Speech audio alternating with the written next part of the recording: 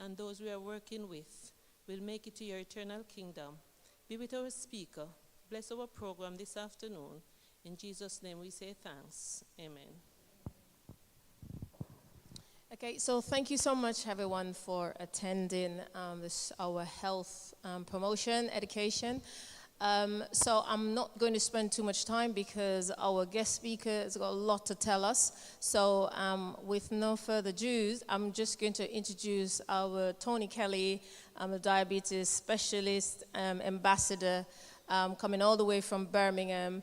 He will tell you a little bit more about himself when he starts to do his presentation, so I'm not going to take up that time. But we also have Dr. Zoe Lloyd-White up there in the PA box, who's going to also talk to us. She's an integrated doctor, and she's going to talk to us briefly about the importance of minerals. So please sit back and please let your mind be engaged with what is about to be said now. Thank you so much. Thank you. And I'm being heard. No, I don't need this. I might.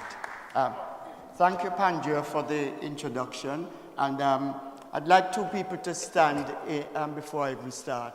Roy and his wife, his dear wife, Roy and Valerie, are they here?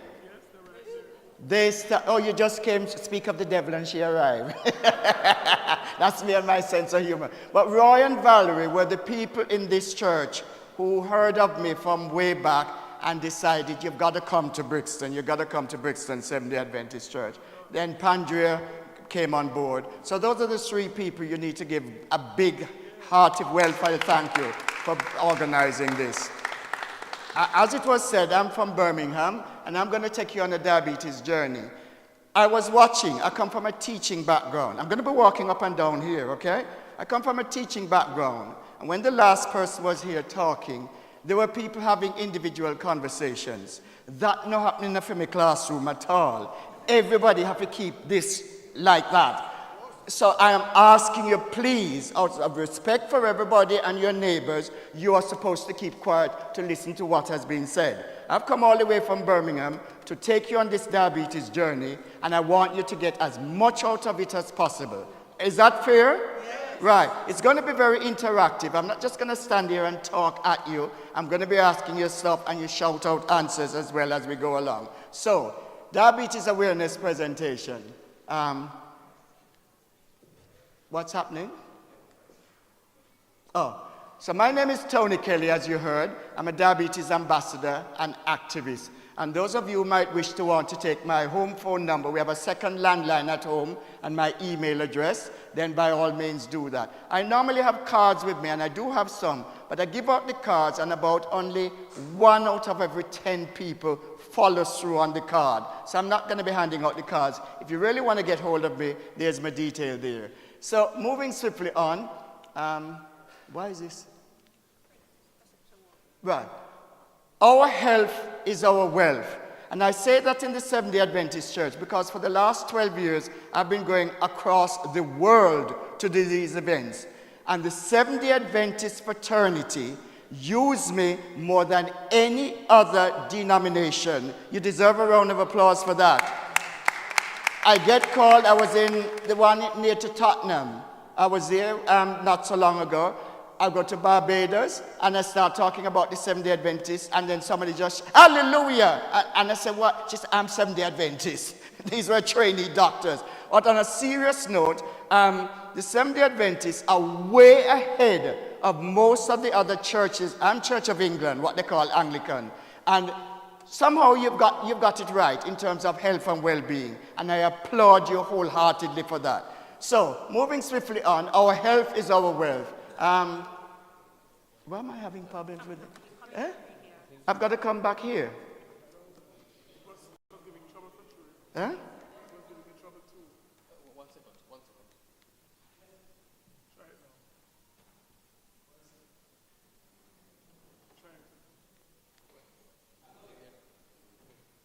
Right, okay, it's back now.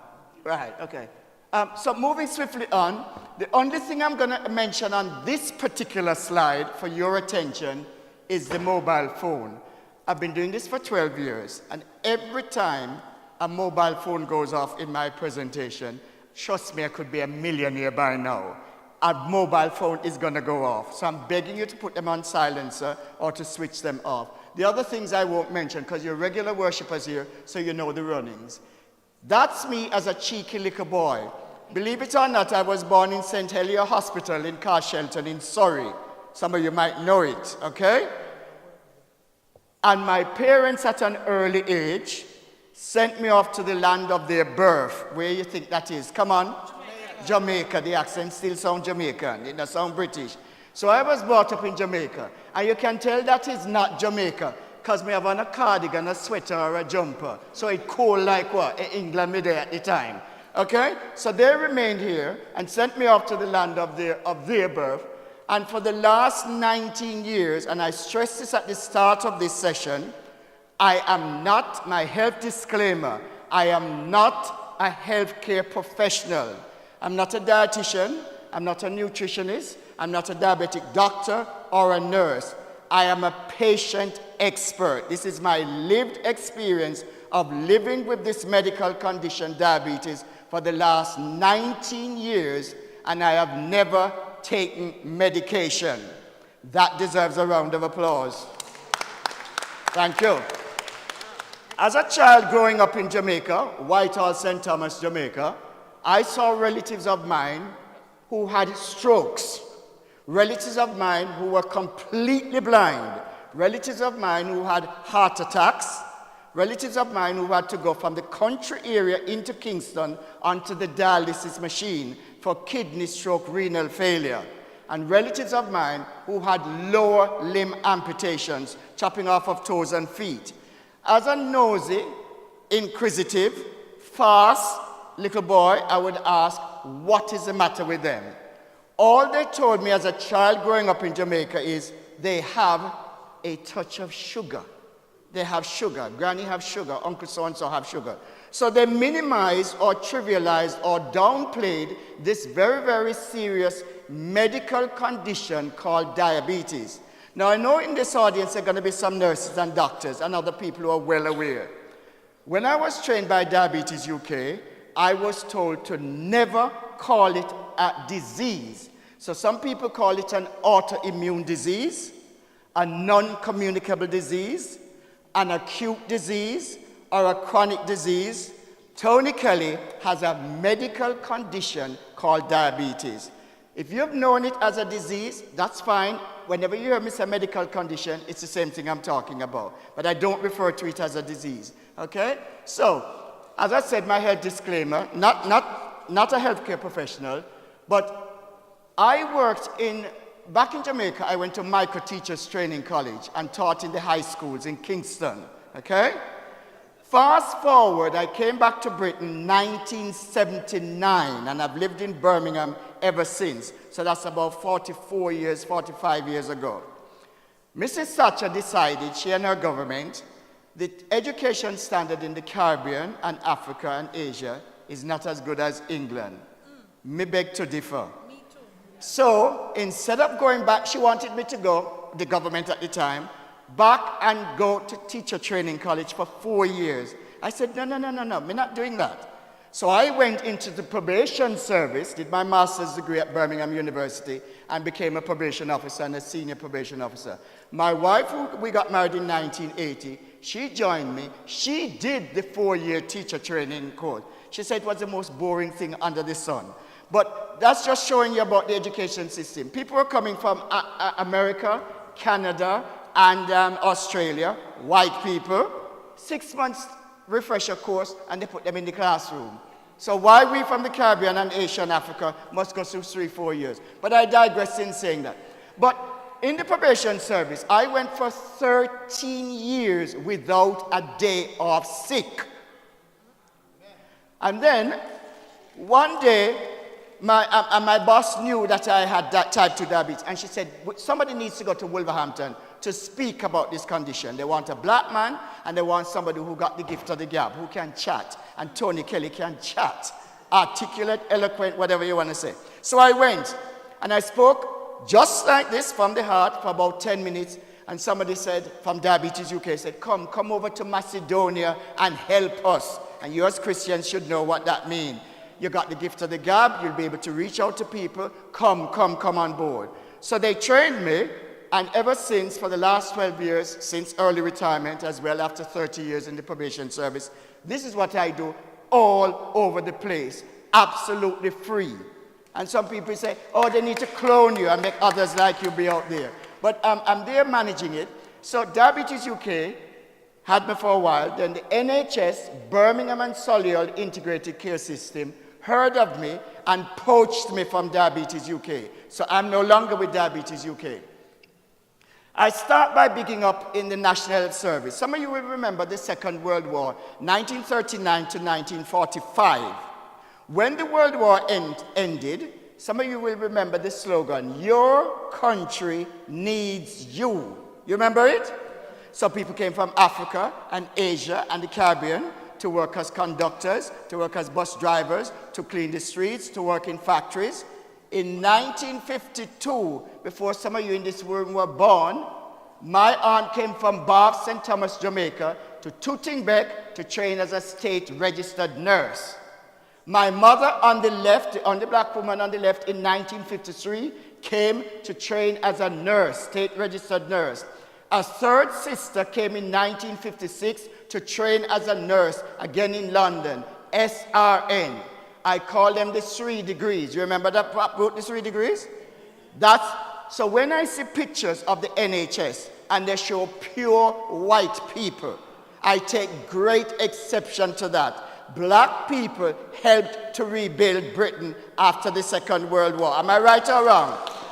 So I showed them that and said, this is my contribution. And I've then continued on the way, following from my mother and her 2 sisters in the footsteps to make sure the NHS is well represented. You will hear the words hard to reach community. If you go and look it up on the internet, you will see it there. You'll see about 18, 19, 20 pages of hard to reach communities.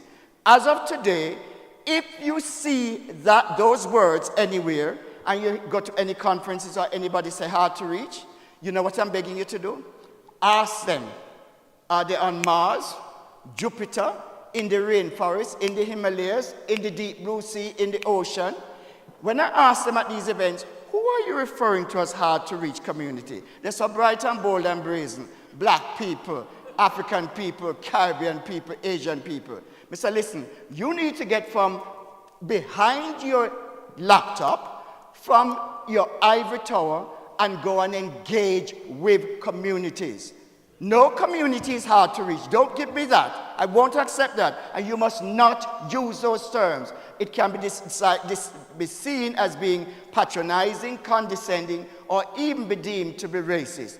You need to go into Tuxtep, Handsworth, Lascelles, wherever, and go and engage. Tony Kelly does 150 community events per year, knocking on gurdwaras, churches, mosques, residential homes.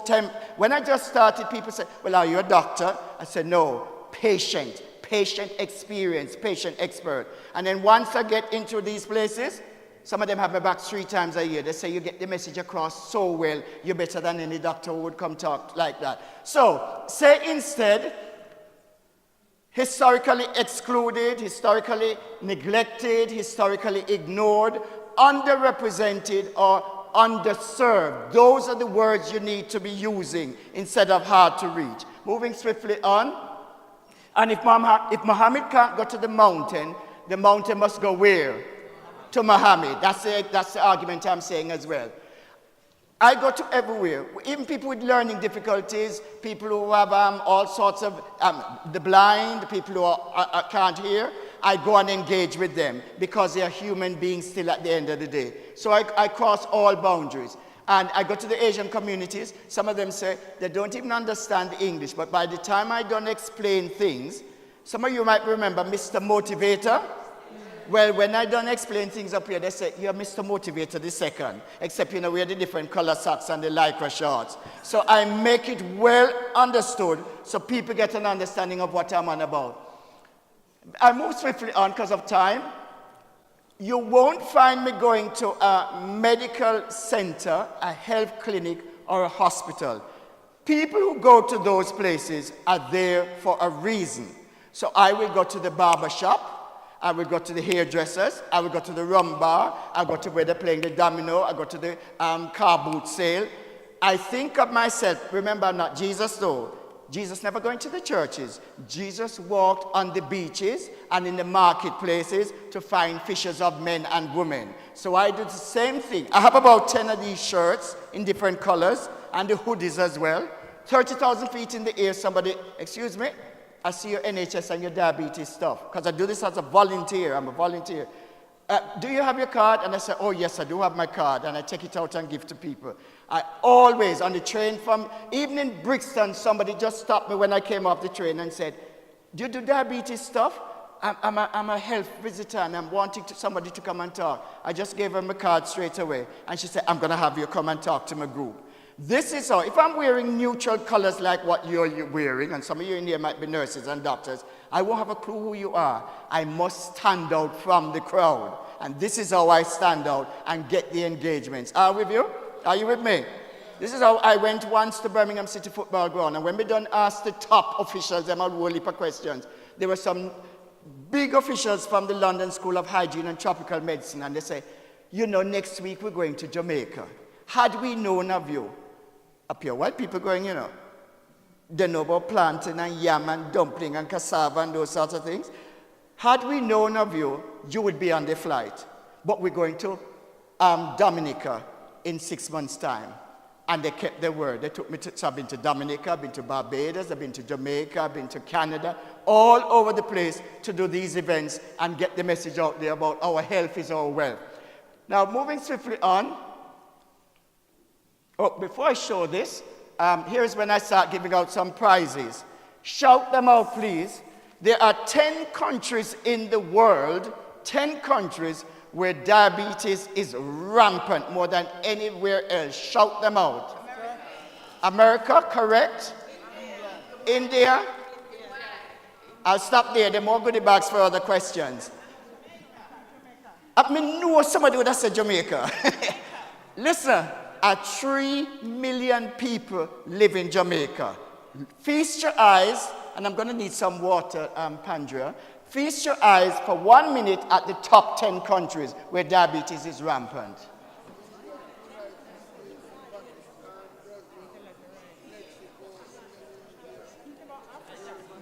Africa is a continent, not a country. All right, focus now, focus. Okay. Here is a score. Here's a score. People say to me in my events, I've never seen a fat Chinese man or a fat Chinese woman. So how come so many of them have diabetes? Remember, there are more people in China than any other place in the world, 2 billion. Shh. The staple product of China is what? Exactly. I'm going to come on to rice in a minute. Because I was looking around and seeing the amount of rice going on people's plate upstairs and downstairs. I'm going to come on to rice. It's not only people who are fat, overweight, or obese who can develop type 2 diabetes. People who are slim, meager, or in Jamaica would I say mager, can also develop this medical condition. Are you with me? And I'll explain that to you in a minute. But what I want you to understand, thank you very much, is there are 5 countries of Asian origin in the top 10. China, India, Pakistan, Indonesia, and Bangladesh. 5 countries in the top 10. And the one in 10th place, Bangladesh, has 8.4 million people. Remember what I said? 3 million people live in Jamaica. so I know everywhere I go, Jamaica always gets featured. But having said that, diabetes is rampant in Jamaica and other Caribbean countries. I have you know, for the whole month of November, I will be in Jamaica for the 2nd time doing these events. Just like I did in 2022. Moving swiftly on, every ethnic group gets, I'll have that when I put on the 2-minute slide. Every ethnic group can develop type 2 diabetes. Worldwide, in 2021, it is estimated that 537 million people had diabetes. I'm going to explain to you what diabetes is. However, By 2030, and we're now in 2024, so 2030 is not that far away, 643 million people will have diabetes. And by 2045, it's going to go up to 783 million. It keeps rising. And when some people say to me, Tony, 2030 is far away, cast your mind back, because there are no little children here from the millennium, cast your mind back to 1999. Ladies and gentlemen, what year are we in now? 2024. You see how time has flown? So 2030, not that far away, nor is 2045. But it keeps rising and keeps getting worse. At the bottom it says, for those who can't read it, and I put this down every time, every 8 seconds in the world, 5 and 3, 8, every 8 seconds, somebody in the world dies from diabetes complications. Make that sink in. 1 death every 8 seconds. And we've just been through COVID and coronavirus. Look what happened in 2021.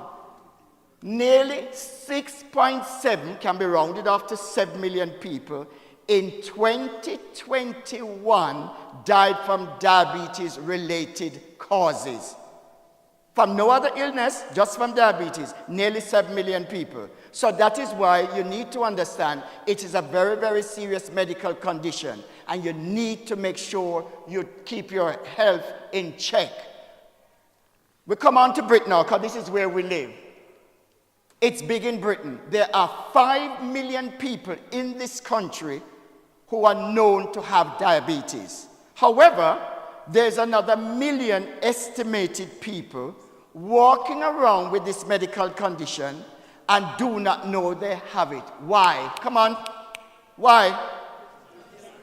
Maybe no symptoms. No symptoms? What else? They don't go and test it. They haven't been to the doctor. They haven't been anywhere. And that's something I'm going to urge this church and other visitors, because I know some of my friends are here from around London. You must go and get your health checkups done. In America and Jamaica, every time you have to go to the GP, it's money, money, money. The NHS here is free.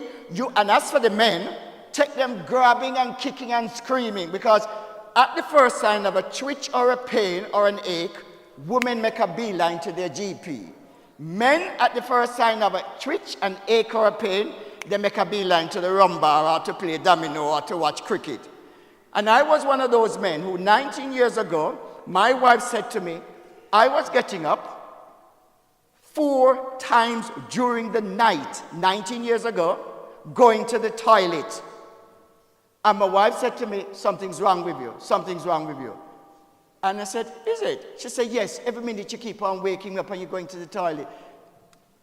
T for tired, T for toilet, T for thirsty, T for thinner. Those are the 4 signs, tired, toilet, thirsty, thinner, that you might have type 2 or type 1 diabetes. I was losing weight and I was going to the toilet a lot. I was in denial. You know, the ostrich, the largest bird on the planet, buries its head in the sand hoping the problem will go away. Ladies and gentlemen, does the problem go away? No. And I was developing all these symptoms, but I was in denial like the ostrich. Could take the nagging no more from my wife, because she's heard me speak all over the place and says, yes, I was nagging you. When I went down to the GP surgery, she said, so you're Mr. Kelly. I said, what's that supposed to mean? She said, the records show up to that point 8 years since you had actually been to a GP surgery. I am saying to the men folk in here, you are supposed to go and get your MOT health check done yearly. Am I making myself clear? We drive our car, whether it be a Volvo, a Lexus, a Benz, a Lamborghini. At the end of the day, it's a piece of junk. Your body, given to you by Jah, Jehovah, Allah, whoever you worship, is far more important to you. Are you with me? And you are supposed to get your menfolk in particular to go and get their yearly checkups done. Because I'll just tell you very briefly, prostate cancer is one of the easiest cancers to cure if caught early. Me not say nothing more. Me leaving that right there, so. Okay? So all these men who say, no, I can't go this, I can't go this, I can't do that. You tell them, say Tony Kelly said them to find themselves to them GP and get examined, okay? Moving swiftly on. So type 2, there are around 1 million, as this woman rightly said, walking around with this medical condition and have never been tested. So in the same way you get your Lamborghini or your Volvo or your Porsche for the brakes and the oil and this, your body is more important. Go get yourself tested. Am I making myself clear? Right. This just shows how it's increased. From 1998, we had about 1.4 million people with diabetes. Then by 2018, it went to 3.8 million. And here we are in this year, it's now gone up to 5 million people. Okay? 90% of people have type 2. Get that into your brain, into your cranium. 90% of people with diabetes have type 2. Remember that. Only 8% have type 1. Only 8% have type 1.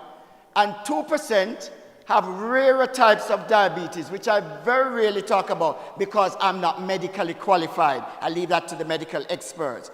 I focus on the 90% who have type 2. Now, this you might not be able to see, but it's the wards in Birmingham. I know them off by heart, so I'm going to name them to you. The higher the graph, it's the more people in that area have diabetes. Listen to the areas. Lozells, Handsworth, Nechells, Sparkhill, Sparkbrook. Why? Black people. I'm looking for another answer. Sorry? Diet. Asian, a lot of Asians. Me not hear the answer yet. Indian, yeah? All right, fried food. I'm nearly there. If you pass, and the same in Brixton here, every second shop you pass in those areas is a fast food takeaway or what we call junk food. Who know if you stop, eat the junk food. May I make it plain and straight?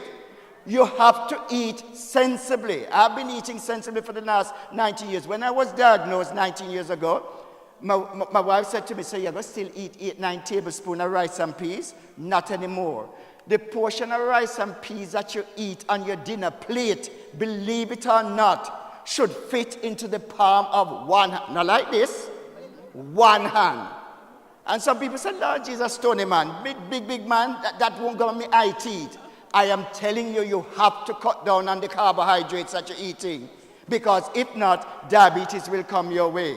So, moving swiftly on, Leafy Harborne, Leafy Selyoak, Leafy Sutton Coldfield, Boneville, do not have the amount of junk food takeaways. And one tip I give to all of you, let's say you're a working person, and on your way home, you buy the chippy or the Kentucky or the this, that.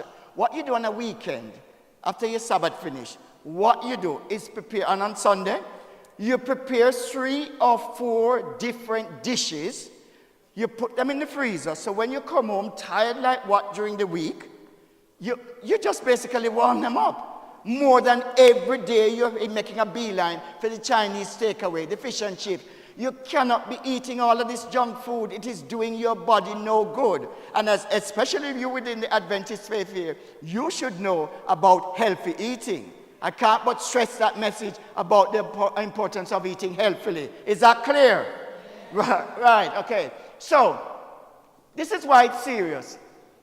Diabetes affects every part of the body.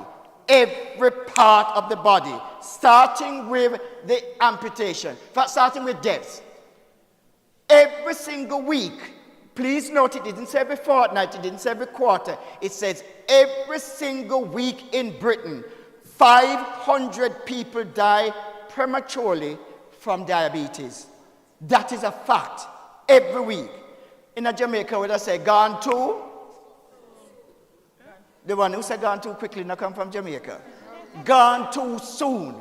And I'm saying to you, I go to a lot of funerals. When I was growing up, my grandmother said, get yourself ready. I said, what for? She said, you're going to so-and-so funeral. I said, but I don't know them. She said, you're going to go represent the family. So I become a funeral bestie. I'm always at funerals. And I always like to ask, how did this person die in the 30s, 40s, 50s? Oh, they died from diabetes complications. I shake my head. Nobody is supposed to be dying prematurely or gone too soon from diabetes complications. Are you with me? Right. Every week again, there are 284 lower limb amputations. I know you're all Londoners, but let me see if anybody knows the chopping off of feet every week. Name me the hospital, which happens to be in Birmingham, where more lower limb amputations take place than any other hospital in the country. Sandwell, no. When you come up to Birmingham? No. We're not real Londoners, excuse me. London ain't the center of the universe, you know. Well, me now give it out then if nobody know. It's the Royal Orthopedic, beg your pardon, sorry. Heartlands Hospital. East Birmingham Hospital, Heartland. I nearly said Royal Orthopedic. I don't know why that was in my head. East Birmingham Hospital. You see the surgeons with the medical saw chopping off the people them toes and feet because of ulcers and sores they have developed from diabetes. Okay? So you need to, I'm going to show you some physical stuff later, how to take care of your feet. There are 770 strokes every single week in this country from diabetes. 590 heart attacks and over 2,000 cases of heart failure every week from this one condition, diabetes. Can we all read diabetes is also? Read that for me, please. Diabetes is also the leading cause of preventable suicide. Now may I put on my teaching hat. This place is full of people. It was read very, very funky and weak. Can we read it again with gusto and with feeling, please?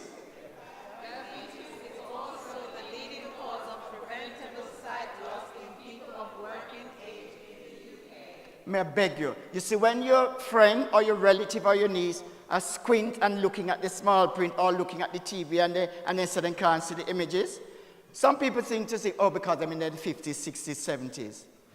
Ladies and gentlemen, it is the diabetes.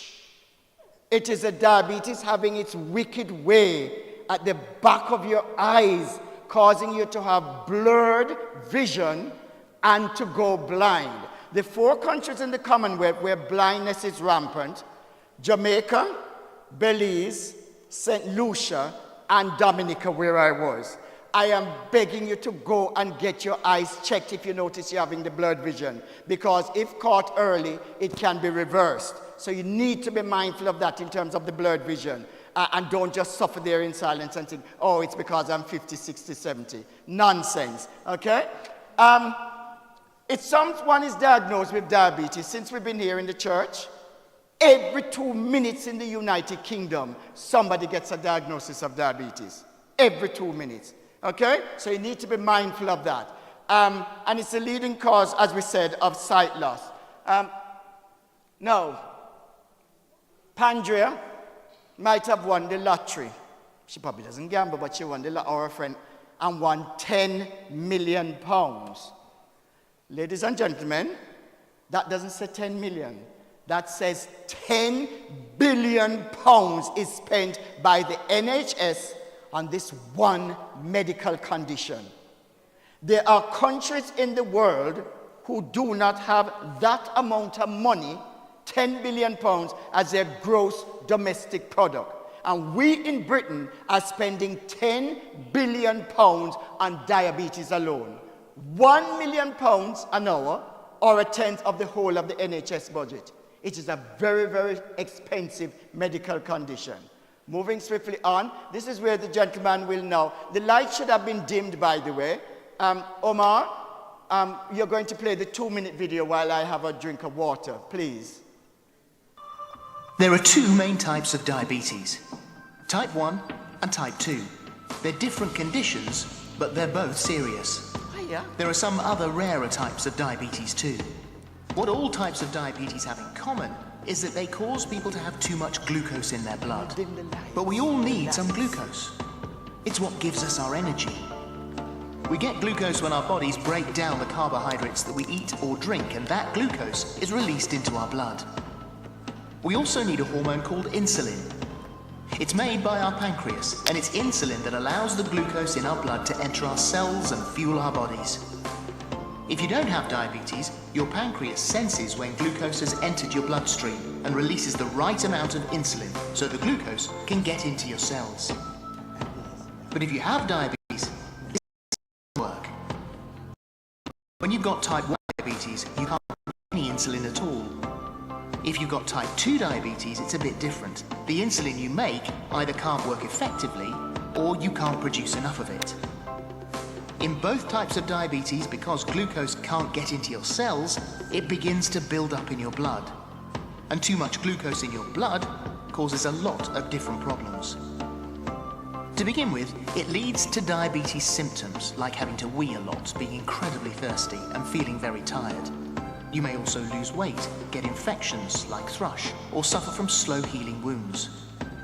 Over a long period of time, high glucose levels in your blood can seriously damage your heart, your eyes, your feet, and your kidneys. These are known as the complications of diabetes. But with the right treatment and care, people can live a healthy life. And there's much less risk that someone will experience these complications. If you've got diabetes, you can find lots of information and support about living with it using our website and helpline. As well as campaigning for everyone with diabetes to get the right care, Diabetes UK fund research into all types of diabetes so we can develop new treatments and one day find a cure. One day find a cure. You can find out more about type 1 and type 2 diabetes and how they're treated in our next videos. Before I move to the next video, there is no known cure for diabetes. Please remember that. Some people manage to reverse the diabetes. Not many, but some people manage to reverse it, or it goes into what we call remission. That doesn't mean it has been cured. If they go back to eating the junk food, the unhealthy food, and not doing physical activity, what will happen? Come on. It will come back. The diabetes will return. That 2-minute video is on the Diabetes UK website. So your friend, your neighbor, your colleague, your work, your family, it clearly explains it. Philip Schofield, he used to be on morning TV with Holly Willoughby.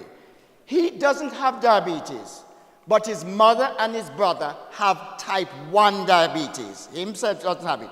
Our former Prime Minister, Theresa May, has type 1 diabetes. And the third person I'll mention to you who has type 1 is the well-known black American actress Halle Berry. I'll stop there.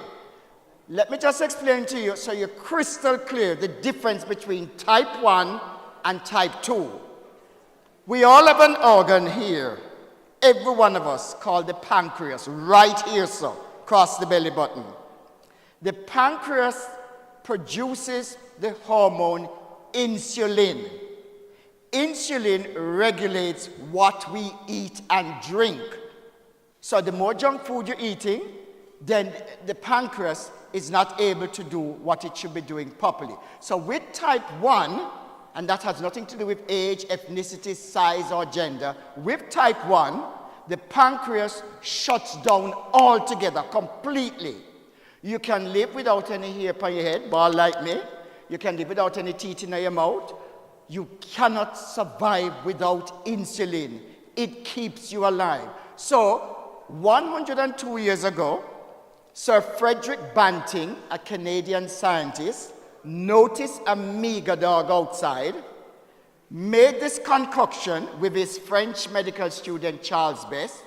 They injected the dog and noticed the dog starting to put back weight on again. That is how insulin was discovered 102 years ago. We give God thanks and praise for him. Now, having discovered it, of course it's been made better. So what happens is people on type 1 have to inject the insulin in their stomach area 3 or 4 times per day to keep themselves alive. Some people, and even youngsters, little children who have type 1, prefer to have an insulin pump strapped to their body, and it drips the insulin to keep them alive. And then some people said to me, "Sir, Mr. Kelly, can they take the pump off?" Yes, to go and have a shower or a bath, but they have to put it back on. But that's only 8% of people who have type 1. 90% of people with diabetes have type 2. Meaning it's either hereditary, it runs in the family, they have on too much weight around here, they might be skinny and still have it, but mine in my case is such that insulin is being produced, but it's not being produced, the pancreas is not doing its job properly. But I'm fortunate enough to control mine without any medication, as I said earlier. Some type 2 people have to go on metformin, have to go on insulin in order to keep them alive. Okay, moving swiftly on. What happened? Gremlins in the work again? Huh? Oh, here we go. The risk factors for diabetes: age, family history, and ethnicity. Waist, I'm going to come on to that in a minute. Waist circumference is an issue. Body mass index. These are some of the issues that come up for people who have diabetes. In men, the man trying to make love to his partner, his wife or his girlfriend, has an erectile dysfunction. Simply put, there's too much blood glucose or blood sugar in the penis and it flops. That's a fact of life with some people with type 2 diabetes, men. Okay? That is why they have to keep it under control. Make sure the blood glucose or blood sugar, it's the same thing, is low. I make sure to put the source of where I got that. Have a read of that, because I don't want people to say, how come Tony Kelly know that? Sexual problems are more common in women with diabetes. It comes from page 58 of the Guide to Diabetes book. Okay? Sexual problems are more common in women. Then another one, we said already, the heart attack, the strokes, the blood pressure, the high cholesterol. I give you one tip for high cholesterol. Eat your oats porridge at morning time. None of this whole heap of crisp and donut and that sort of thing. The more oats porridge you have, it fills you up and it keeps your cholesterol levels down. I am not talking the refined Fosca and Quaker oats. I'm talking the thick rolled oats that you get at all the supermarkets. That's the best one. My mother used to tell me, she was a nurse from an early age, your oats porridge, your oats porridge. So me born on oats porridge. It keeps cholesterol levels down. There must be people in here who knows what is gestational diabetes. Shout it out. Absolutely. When some women are pregnant, they have what is called gestational diabetes. It's not type 1, it's not type 2, it's called gestational diabetes. And it only happens to those women during the gestation or the pregnancy period. Once they've had the baby or babies, it disappears completely. However, the message here is she is at future risk of developing type 2 diabetes, and the children she's had, those babies, are also at future risk in later life of developing type 2. That's gestational. Let me see if anybody in here knows what is impaired glucose regulation. Impaired glucose regulation. Because I hear that a lot at conferences. And I say to the professors and the consultants, speak the language of the people. What the dickens she talking about impaired glucose regulation? Does anybody in here know that? Any bright spark knows what that is? I'll tell you. If you go to your GP and your GP says, there's some people talking and they shouldn't be talking when I'm up here talking. Come on, respect, please. If your GP says to you, you're borderline or you're pre-diabetes, that's what impaired glucose regulation means. It means you're borderline or you're pre-diabetes. And I keep on saying to GPs, please use language and words that people can understand. And I'm sure you understand pre-diabetes or borderline, don't you? Moving swiftly on. Steroid-induced diabetes. Some people have various illnesses and have to be on heavy steroids, very strong steroids. Some of the steroids eventually can impact the pancreas around here so badly that you end up with steroid-induced diabetes. Now, Tony Kelly didn't say, by the time I get home, I'm going to stop taking the steroids. You have to come off steroids under medical supervision. Have I made myself clear? However, these are the ones that I focus on. I go to the gym, and I see somebody at the gym, man and woman, probably my size. Then I see them 6 weeks' time, the Incredible Hulk. And I say, excuse me, how you get in 6 weeks manage to get? and they look sheepishly because I know some of them inject steroids into here and into here. May I beg you, if you have any son or son-in-law, grandson or granddaughter who you notice bulking up too quickly, as steroids end upon, it can eventually impact and affect the pancreas. And once you have steroid-induced diabetes, it ain't coming back. You're not going to get back to its normal. So I'm begging, if you see any of these people who want to say them, you must actually build yourself up over 8-9 months the natural way. Are you with me? Okay? Ethnicity. I'm amongst a lot of black people here. Diabetes, people from African, Caribbean, and South Asian backgrounds are 2 to 4 times more likely to develop diabetes than white people. And people say, Tony, why is that? We start developing it from age 25. And hardly anybody in here, from what I can see, is under the age of 25. 25, white people start developing diabetes 15 years later at age 40. And people say to me, Tony, why is that so? The doctors have explained it to me. It's to do with our DNA. It's to do with our genes. It is to do with our metabolism. So we need to be extra careful if we want to keep diabetes at bay. Also, environmental factors such as overcrowding is another issue. Stress. Believe it or not, stress causes your blood glucose to elevate and to shoot up. So when we're suffering from racism and sexism and all of the other issues around the isms, that too can be a contributing factor causing the pancreas, which is here, the blood glucose to rise and cause you to get diabetes. So I beg you, pray, meditate, do yoga, do Pilates when you notice take deep breaths when you notice stress coming your way. Are you with me? You must do things to alleviate your stress. Then, of course, the poor diet, which I've spoken about earlier, and I'm going to speak about a bit more. Couch potato, sitting on our proverbial lifestyle for most of the day. You've got to be movement, movement, movement. And you will never hear me use the word exercise, because exercise conjures up images. I want you to go where? Come on, gym. And I'm not about that. I am after you doing physical activity.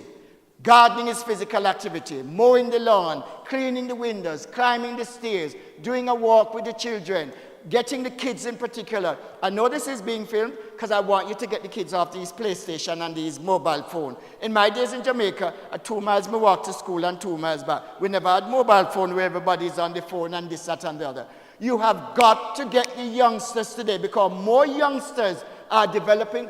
In the days of my growing up in Jamaica in the 60s and 70s, it was an old person's condition. Now the kids as young as 13, 14 have way too much weight around here, sir, and are developing this condition. Are you with me? We've got to go back to eating healthily. I had a healthy meal up here, and every Seventh-day Adventist church I go, the meal is always healthy. I can't say that about, I won't name the churches, but I can't say that about some of the other places that I go to. I was in Canada 1 year, just done finished this diabetes event. And they brought out all the fried this, fried that. I said, excuse me, you expect me to eat that? I said, I'm afraid all I'll have is the water. I can't, I just don't give you a lovely talk on diabetes. Oh, we never know, we never know. You got to start thinking, okay? Moving swiftly on. I'm going to skip that side, and I'm going to go to one which brings about a joke. Now, some people, especially from Jamaica, you see me read this? Me now run duppy. Okay? What I'm going to do is show you what your measurements should be. And I may say it at Diabetes UK. Some of you might remember the Miss World. 36-inch bust, 24-inch waist, and a 36-inch hip. Hourglass figure. Any ladies in here with a 24-inch waist, stand up and show us, please. Please, come on, stand up and show us. Well, this is what Diabetes UK says. So under my measurements, you notice it says not from the trouser size, because remember the pancreas is behind the belly button. All women should aim for, I know realistically it ain't gonna happen, because some women are bigger in size, some have had children, some are just a bigger brawn. All women should aim for a measurement, no matter what ethnicity you are as a woman, 31.5 inches. But what I'm saying to you, let's say your measurement when you borrow this from me is 42. Realistically, you're now going to come down to 31 and a half. But I want you to come down from 42 to 40 or to 38. So some of this fat that you have has gone and enables the pancreas to do what it should be doing naturally. Are you with me? Right. Asian men have a measurement of their own. Remember, there were 5 Asian countries in the top 10. Diabetes UK say Asian men should aim for 35 inches. Again, not from the trouser size, from the belly button or navel string. Asian men. Black men and white men, we are allowed an extra 2 inches, which brings us up to 37. So sometimes when we say the Asian man out there, when we go to, and he say, Tony, may I watch my weight? That's why it's out here. I say, no. You need to stop watch your weight. You need to bring it in some more. But the one about thin on the outside, toffee, you see some people walking around skinny as a rake, and they tell you they have diabetes, and you say, no, you can't have diabetes, only thick people, fat people, obese people, or morbidly obese people. Get that out of your cranium, I beg you. People who are skinny, the diabetes, the fat can deposit itself around the liver and around the pancreas, on skinny people as well. Okay? So the signs and symptoms: tired, toilet, thirsty, thinner, thrush and genital itching in private parts, slow healing of cuts and wounds, which I'll talk about in a bit, blurred vision, extreme tiredness, and weight loss. Together, read what is at the very end for type 2. Read, please.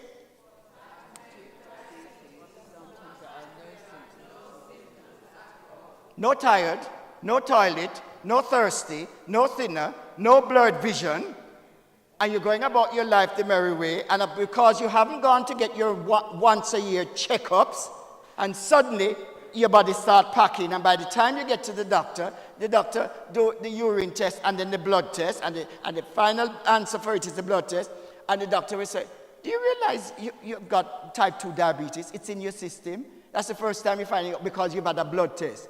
So you need to go and get your health checks regularly. Have I made myself clear? Yes. Right, okay.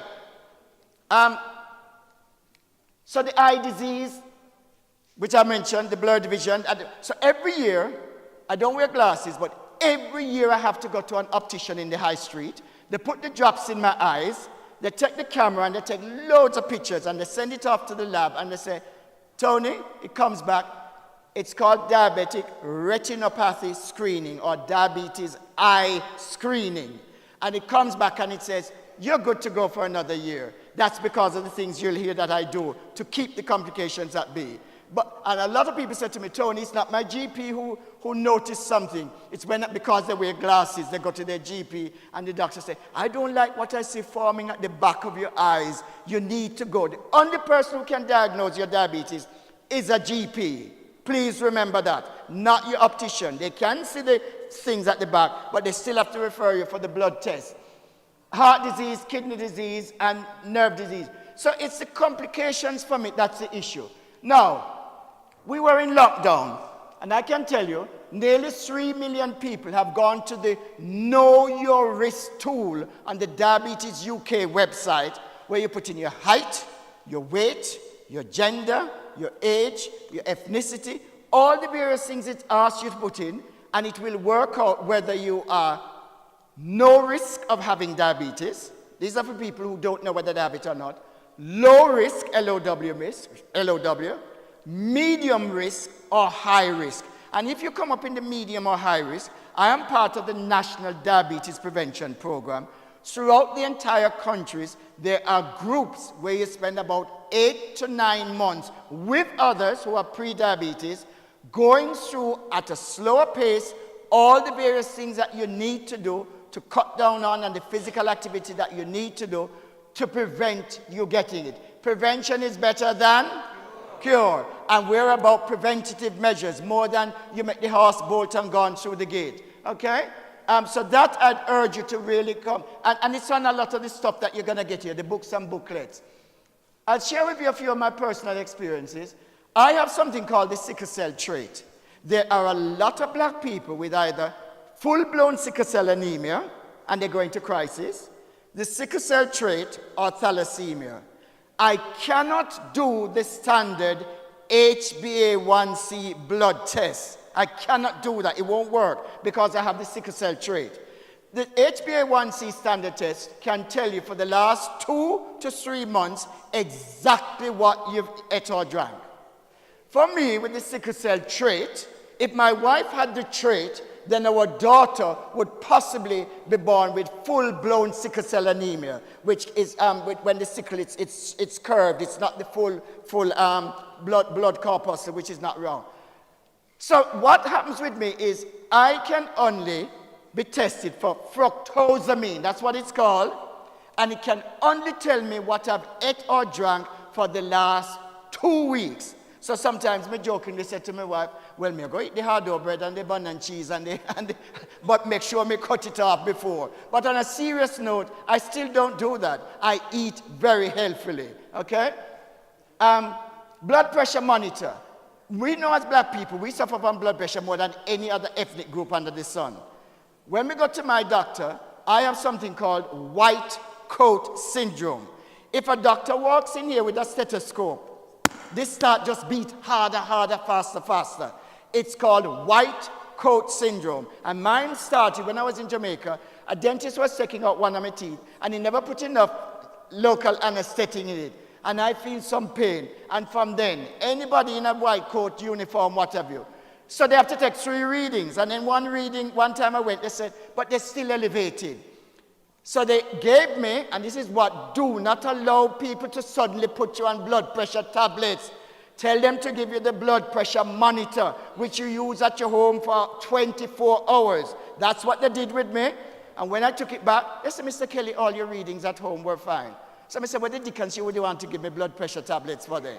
You need to open your mouth and talk. My grandmother used to say that to me. You're a shy little boy, open your mouth and talk, me not stop talk. Okay? So that's another one for you. Doctors are there for a reason. There's some good doctors and there's some bad doctors. There's some good pastors and there's some bad pastors. There's some good probation officers and there's some bad ones. Just like teachers, the same. I am saying to you, when you go to your doctor, take somebody with you. You can't clone Tony Kelly, but take somebody with you. So you have an extra pair of ears and eyes. So when the time the doctor done prescribe this, and then one another medication, and one another one, and you roll out of the doctor's surgery with 6 different medications. Come on, people. You need to ask, what is this one for? Why am I taking that one? So do not put doctors up on a pedestal and think that they're gods and they know it all. Some are very, very good, but some, it's about big pharma. You need to be mindful of all the medication you put into your system. Am I speaking truth to power here? Yes. Right, okay. Moving swiftly on. 1 year I felt very tired, and I went to my GP, and she took some blood, and she said to me, you know what you have? A condition called pernicious anemia. Vegetarians and vegans, because pernicious anemia is lacking in vitamin B12, so you're falling asleep during the day and you're free. And the older you get, it's the less vitamin B12 you have in your system. The doctor said to me, you know how we're going to do this? Every 3 months for the rest of your life, you will have to come into the GP surgery and get a vitamin B12 injection. May just say wheel and turn and come again, doctor. That now happened to Tony Kelly. So I went home.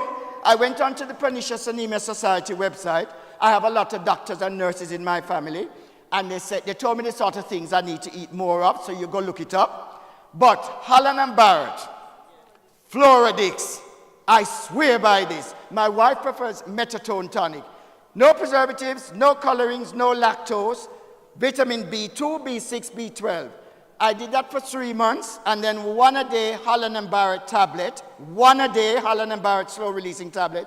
And then somebody said to me, Tony, going to Waitrose as well, just 2 weeks ago, there's something called blood orange. Apparently, if you drink blood orange, which only Waitrose I see sell it, I don't see it anywhere else, that too increases your vitamin B12. So I went back to my GP, and the GP said, but it's gone back into the right range. And I just look at him and say, so what the dickens she was wanting to juke me in my bottom every 3 months for the rest of my life? Those are the sorts of questions you need to, and discussions you must have with your family and with your doctors and so on. And don't make them just prescribe. Are you with me? Yes. Right, okay. Moving swiftly on. Kidney stones. Some years ago, I was in bed and I had these kidney stones because I used to like full fat cream milk. The more cow's milk, the more fat on the top of it, I used to just drink it. And my mother in America rang me. I was in bed. And I said to my wife, my appendix burst. And she said, what side is hurting you? I mean, I remember which side, but I said, whatever side. She said, don't be so silly. Your appendix is on the other side. These women are very bright, you know. So I said, but I'm in pain, the equivalent of a man giving birth to a child. The ambulance came, took me to hospital, and the doctor said, what's your diet like? And I said, I drink cow's milk. He says, you're a grown man. You don't need to drink cow's milk. Go for plant-based milk. Cashew milk, almond milk, rice milk, good old coconut milk we're growing up in the Caribbean. Those are the milks you're supposed to be drinking. Cow's milk is for the formation of teeth and bones in babies and young children. Stop drinking cow's milk. The others take an acquired taste. All the cashew milk and the almond milk and the rice milk and so on. The coconut milk was used to, but the others, it's a little acquired, but eventually you get used to it. They are plant-based milk. Now some people straight away say, Tony, what about soya milk? The normal soya plant has a lot of insects on it. They spray the soya plant to get rid of the insects. So it then goes, the pesticides, it goes into the food chain. If you're going to have soya milk, it has to be the organic one, which have no pesticides or pests on it. Are you with me? Okay? Moving swiftly on. So managing your diabetes, eat a healthy, balanced diet. Why do those people have diabetes more than anybody else? Taxi drivers, bus drivers, train drivers. Come on, why? They're sitting all day on the proverbial and not doing any physical activity, which is what I'm going to do in a bit before I bring on Dr. Zoe. If you're on medication as prescribed, take it. Social prescribing, it's a new buzzword that's around across the whole country. In every GP surgery now, there is a social prescriber. That social prescriber is supposed to sit you down and say, what would you like to do? Some swimming, aquarobics, cycling. You want an allotment out of the GP's budget. Please remember, you wanted to do this line dancing or Zumba, you need to go write the words down, social prescribing, and by the time all of you go see your GP, they're going to wonder, how come all of you know about social prescribing? Tell them, say one young man named Tony Kelly tell you about it. Social prescribing to make you more trimmed up and the body and the heart condition and this, that, and the other. It is not well known and is not well advertised, and that's why black people are just being put on more tablets. Social prescribing is the better form to go down. Because that's on the tablets. That's how you disciplining yourself and what have you. Okay? Control your blood glucose levels in order to prevent complications. This one I talk about, the food traffic. I know some people know this, and I'm teaching my grandmother to suck eggs. But in the supermarkets, I'm begging you, please, less of the red.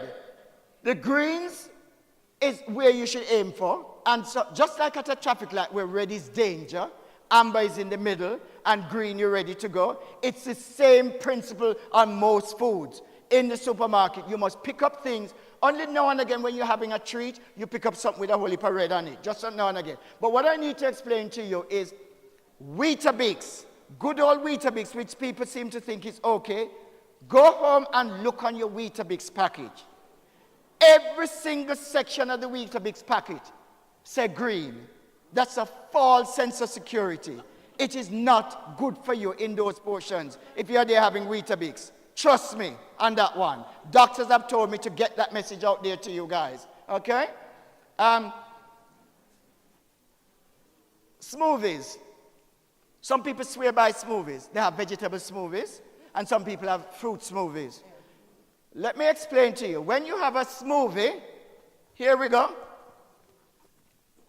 Your mouth is made to chew the food in a bolus, B-O-L-U-S, or ball.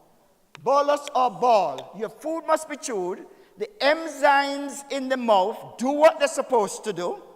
It goes down in here, and the amino acids and the peptic acids, this is back to your general science and biology days, do what they're supposed to do and dissipate it around the body. When you have a fruit smoothie or a vegetable smoothie, I demonstrate.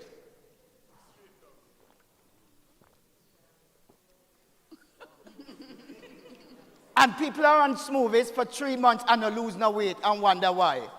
You must not be having smoothies full stop. Doctors have told me that, to tell you, you must eat the apple, the carrot, the kale, the callaloo in its normal way and not that way. Are you with me on that?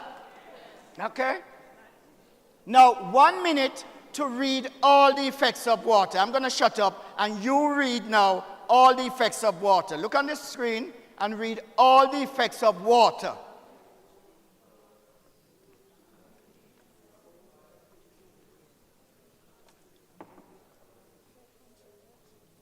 A lot of people do not drink enough water. Elderly people get dehydrated and their urine starts to smell and so on and so forth. You need to drink more water. And you know which water I'm going to tell you enough to drink? When the water falls from the sky, a plain source of water. So what the dickens we are drink carbonated or aerated water for, or soda? Water is just plain water. No carbonated, no aerated water, no not that. Just plain source of water you for drink, okay? Are you with me?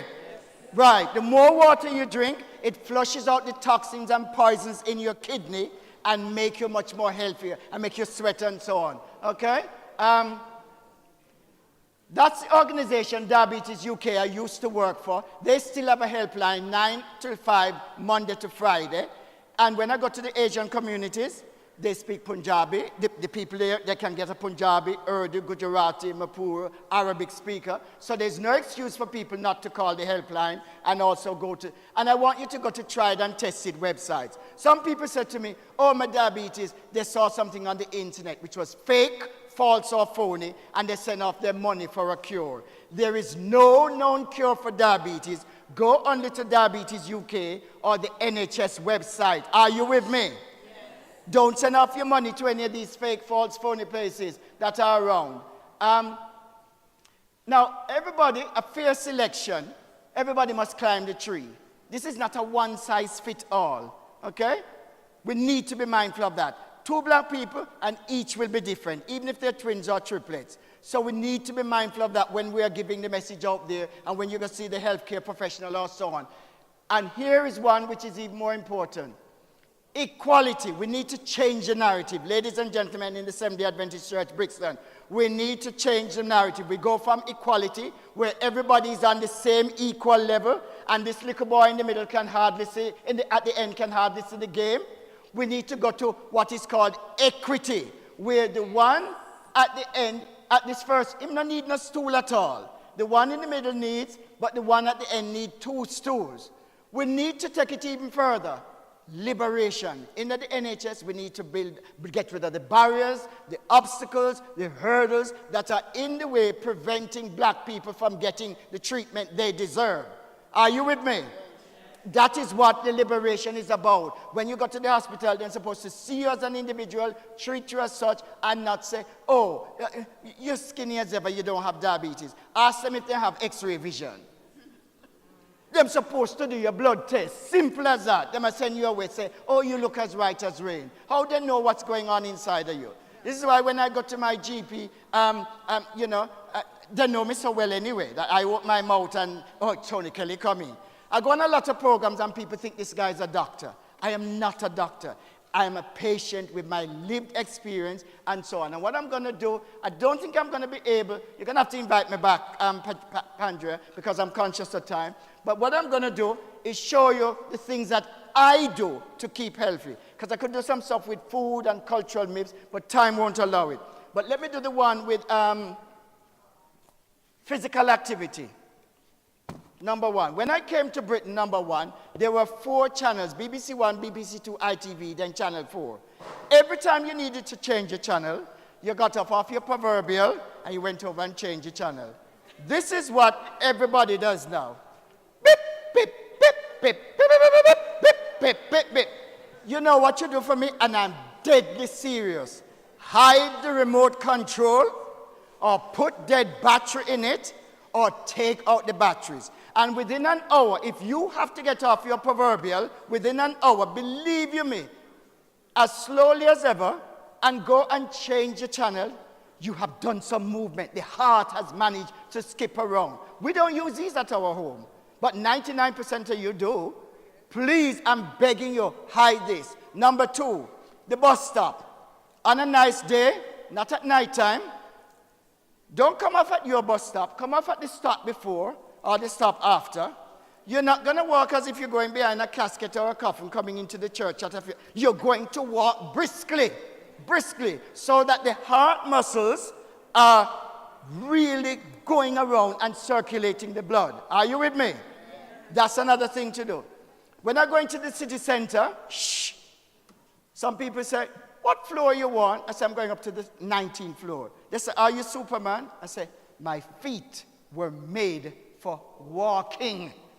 I may go up on the stairs and climb up to the 19th floor. They lift up at the 2nd, the 3rd, the 5th, the 7th, the 9th, the 12th, the 13th. Me reach up at the 19th and could have a cup of tea. And when the lift open, I say, how you got up here so quick? I say, these 2 maga feet where you see here, and then bring me up here. You need to, if possible, I know some people have mobility problems, and some people are not as able as others, but if at all possible, you need to do more walking. So I'm going to form a walking club with these 4 people. Here they are. My good friend decides to call on her friend to go on the walk. You need to start doing this. I beg you. You're not going to the gym. And then when she called on her, she said, oh, Lord, my teeth hurt me and my head hurt me. And she said to her, the fresh air will do you the world of good. Come with me. We have 2 other people to pick up. Then we got to this one, and then she saw puncture. What took you so long? We don't know no late, and we tell her the story about this one. Then we call on this one, and he said, boy, my foot bottom hurt me, and I think me can't go today. And you convince him to come, 6, 8 of you. Don't walk on flat surfaces. Find hills and gradients and steep places. In Jamaica, pure hill and gully we have, okay? And you walk up them, and those who are slower, you make them say, oh, we'll meet you at the next station. You talk about President 45, you talk about the election, you talk about your children, you talk about your grandchildren, you talk about the pastor at the church, and everything else. And you have managed to walk 3 miles up a hill because you've had company and have other people talking. You see the weight start dripping off here. So that's something I leave with you. Another thing I want you to do is this one. Dumbbells. You're not going to be Arnold Schwarzenegger. You are going to get cans of beans, simple, or plastic bottles. So when they drop, they don't break, with water. And even if the person is 80, 90, you sit them down in the wheelchair, or on the couch, or at the settee, or wherever, and with the water must be in here to give them the weight. And you're just doing that. And you do it to one love, one heart. And then you start doing it up there, and so on. You do that each day, because the more physical activity you do, the blood glucose circulates around the body instead of leaving all this food in there, not getting dissipated or what have you. Are you with me? Then you don't want up yourself to be nice and toned and then defeat them terrible. No questions to the very end, please. I should have said that, sorry. But you're supposed to also do the feet, so you have a toned look. And when Pastor invite me back, you see the muscles them and the sinews and every part of you showing. That's what you need to be doing. Then when it's elderly people, what you can do as well is have one on that side and another relative, and say, come granny, come granduncle, come granddad, and you raise them up. Might be patient with elderly people. But raise them up and put them back down. And by the time I come back again to visit your church, your grandma or grandmother can do 10 of these, non-stop, up and down, up and down. You need to do more physical activity. Am I making myself clear? Right, that's important. I could go through lots more with you. Get the kids off the PlayStation and the Game Boy and the this and the that. Make them go to the park. We used to play cricket in Jamaica. all these things named Ferris wheel and all that. So we would have made our own entertainment with coconut bunker and ride, wet it and roll down the hill and so on. The kids nowadays, you have them square ride in front of the television. That is why they're becoming overweight and developing diabetes. Are you with me? You as adults and as parents and guardians need to take them away from that and make sure that they do things without it affecting them. You make sure they do physical activity. I think I'm going to end there because I'm conscious of time. I might allow Dr. Zoe. Dr. Zoe, if you come on, then I will probably do another set of slides after, please. Hello, everyone. Hello. We've just got do I need a microphone? So Dr. Zoe will speak for about 10 or so minutes. She had to cut down on some of her slides. Then I will do part 2. Because it wasn't said on the slides, but we're supposed to finish at 7. But there's a lot of literature there for you to take as well. I'm not taking it back to Birmingham with me. I've been struggling with it with 2 bags to come here. I'm supposed to have the 2 bags empty going back. Right. So over to Dr. Zoe now, please. Hello. Thank you. Thank you. Hello, everyone. My name is Dr. Zoe Lloyd-Wright. I'm an integrated doctor, and I'm here to talk to you about the importance of minerals because it's pivotal for everything, but especially for diabetes. So if we could just... Oh, how do I do the slides? Oh. Has Tony got the clicker? Oh, yeah. Clicker? Don't worry, Tony. Thank you. I'm doing my physical Thank activity. You, exactly. Thank you. Thank you. Which one do I click so I don't go wrong? That one?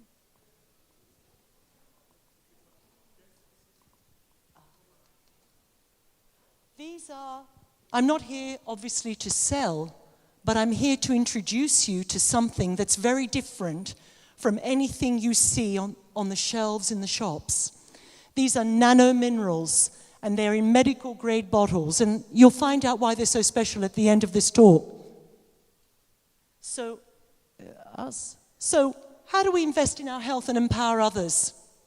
The first way I tell my patients is to really look at your own health, because it's like a ripple effect. It affects everybody and everything you do.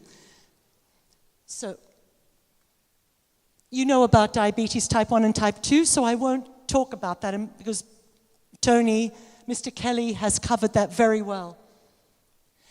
So the most important thing with health, which is what we try to do in the NHS, is to build up resistance, resilience, and recovery.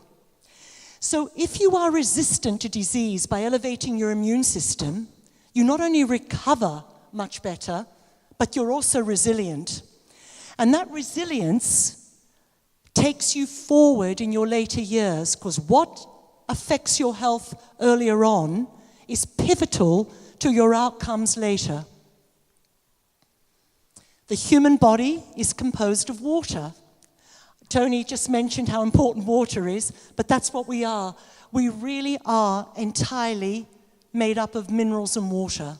Isn't that incredible? And minerals are frequencies of light.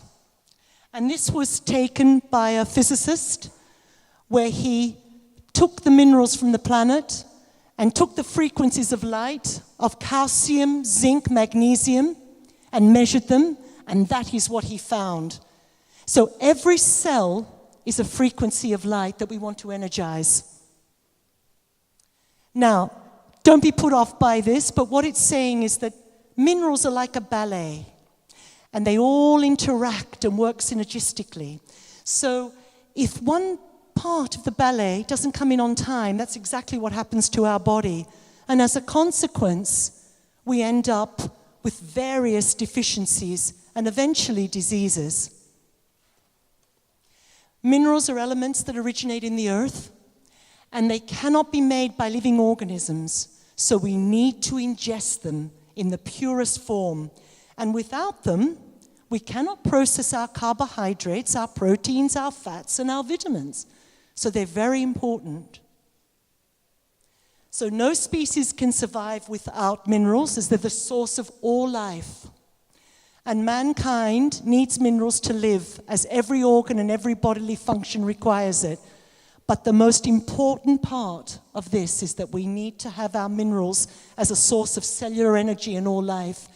And there isn't many left in the soil. So mankind is very deficient in huge quantities of minerals.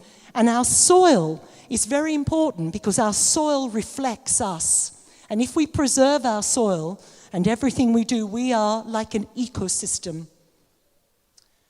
So pH. Minerals keep your pH 7.2, 7.4, and your blood must be alkaline. And if your blood is alkaline, you can fight off all disease and elevate your immune system. The only thing that needs to be acidic, if everybody knows, is the stomach.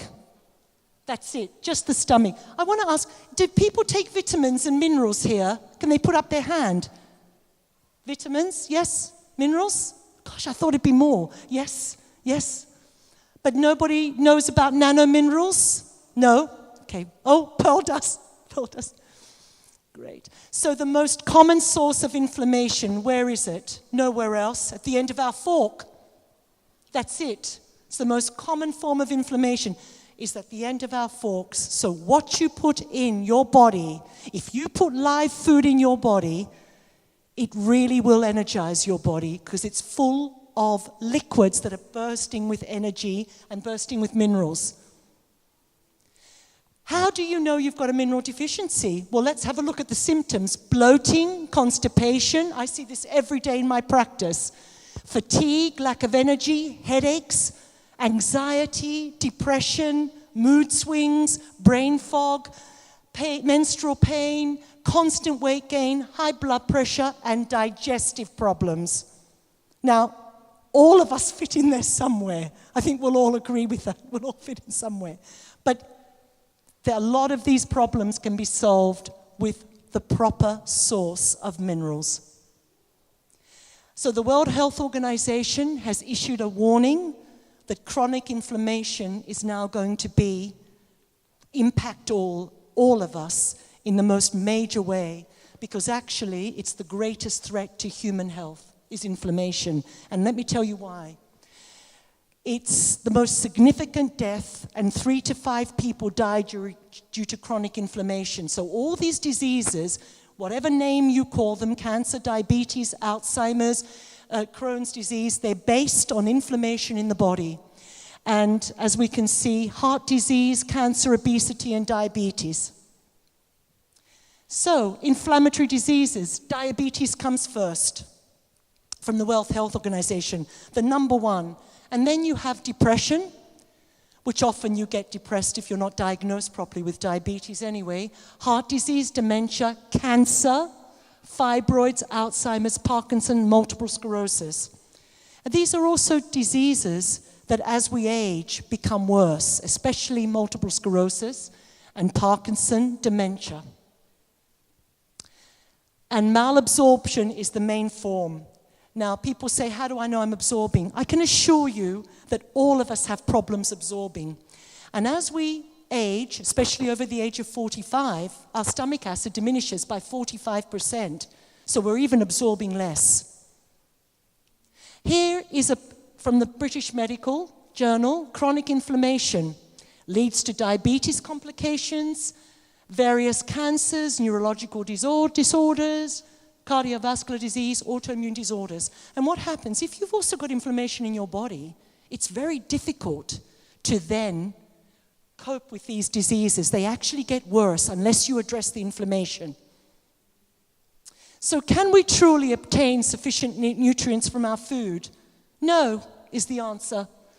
Because our soils are extremely deficient and low. So the soil has a profound effect on all the human beings. So while our tissues are full of minerals, our cells are lacking them because you need to get those nanominerals from food into your cells. So here we go. I haven't got long, so I'm speeding up. If I'm going too fast, just say, yes?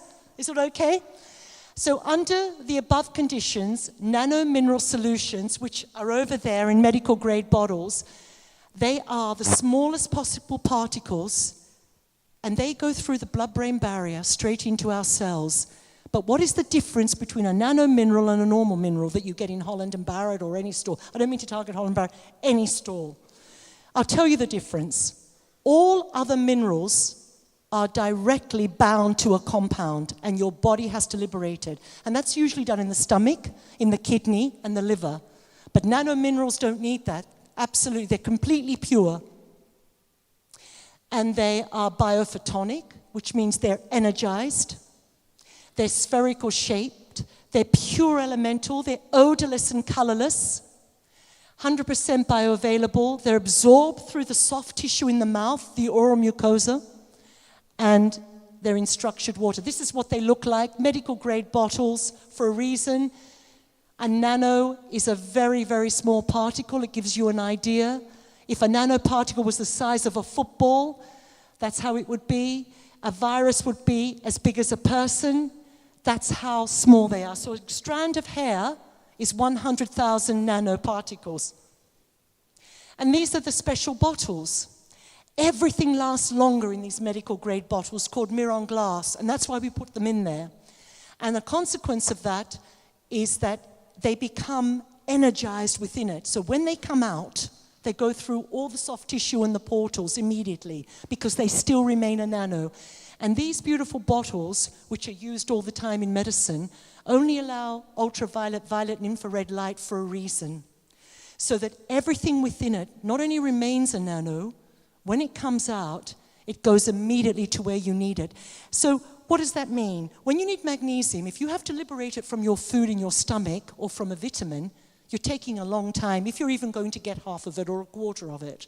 But the nanos, you've got it immediately. And magnesium is very important for 300 reactions in the body.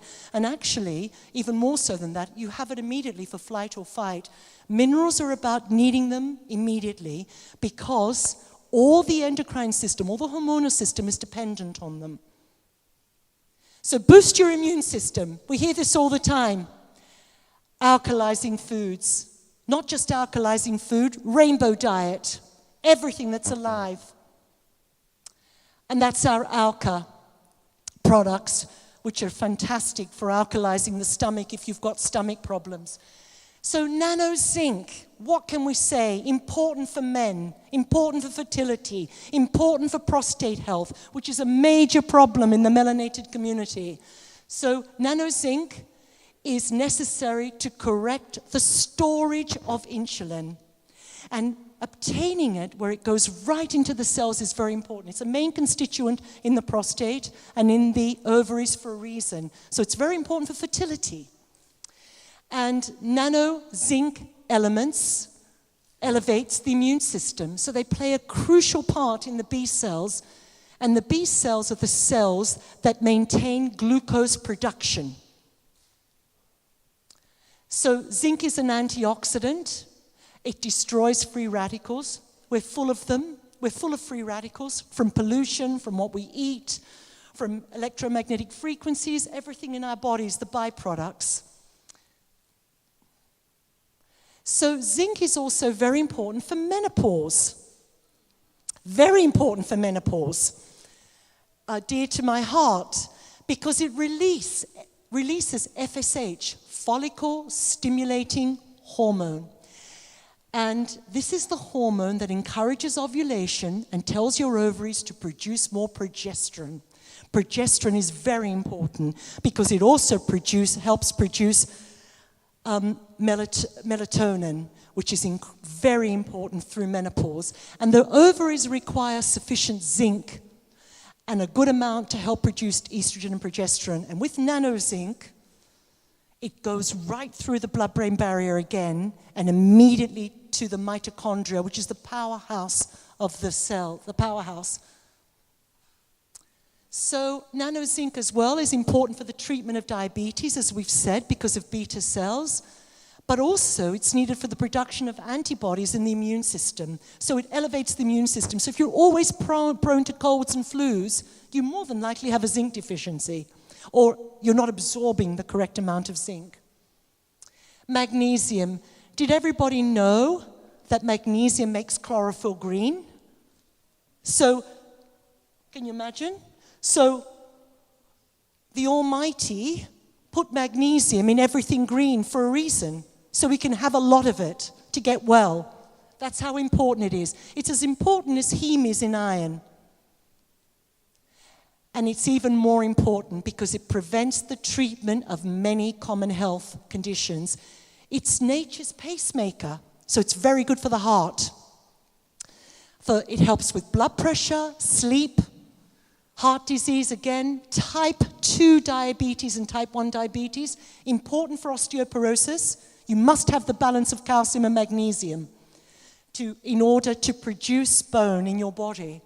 It's very important for fibroids and gynecological problems. Medical studies have shown that a lot of these problems are linked to women that have very, very low magnesium status in their blood. Important for premenstrual syndrome, preeclampsia, depression, cataract formation, and cancer. I mean, it says it all, doesn't it? How important it is. So magnesium manages blood sugar levels with people with diabetes. Typically, if you have a poorer sugar regulation, you are more likely to have very, very low magnesium levels. So it's important to look at that. Tony's talked a lot today, extraordinary, about diabetes. So it's also a natural anti-inflammatory. Now, this is Okinawa sea coral, but what this is about is ionic calcium. Very important for everybody, especially menopausal women. This one has a perfect balance of calcium and magnesium. Also 75 minerals, which is very important because most calciums, we don't absorb them. They get dumped in the kidneys. They get dumped everywhere because we can't process them and there isn't enough magnesium. But this is very special.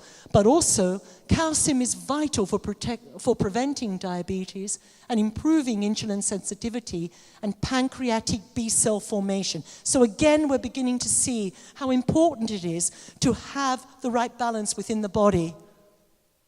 And this is what it is. It's a sea coral from Japan, where everybody lives to be over 100. The average age is 104. That's not bad, is it? 104. And they use this beautiful Okinawa sea coral all the time. But the mineral status in it is very important because minerals, the trace minerals, which used to be that you don't need as many, we realize now you need as many, if not they're more important. Nanoiron. How many people have taken iron supplements and need iron and have had side effects, dysbiosis, problems? Yes, constipation, and it almost the supplements are worse than having iron deficiency.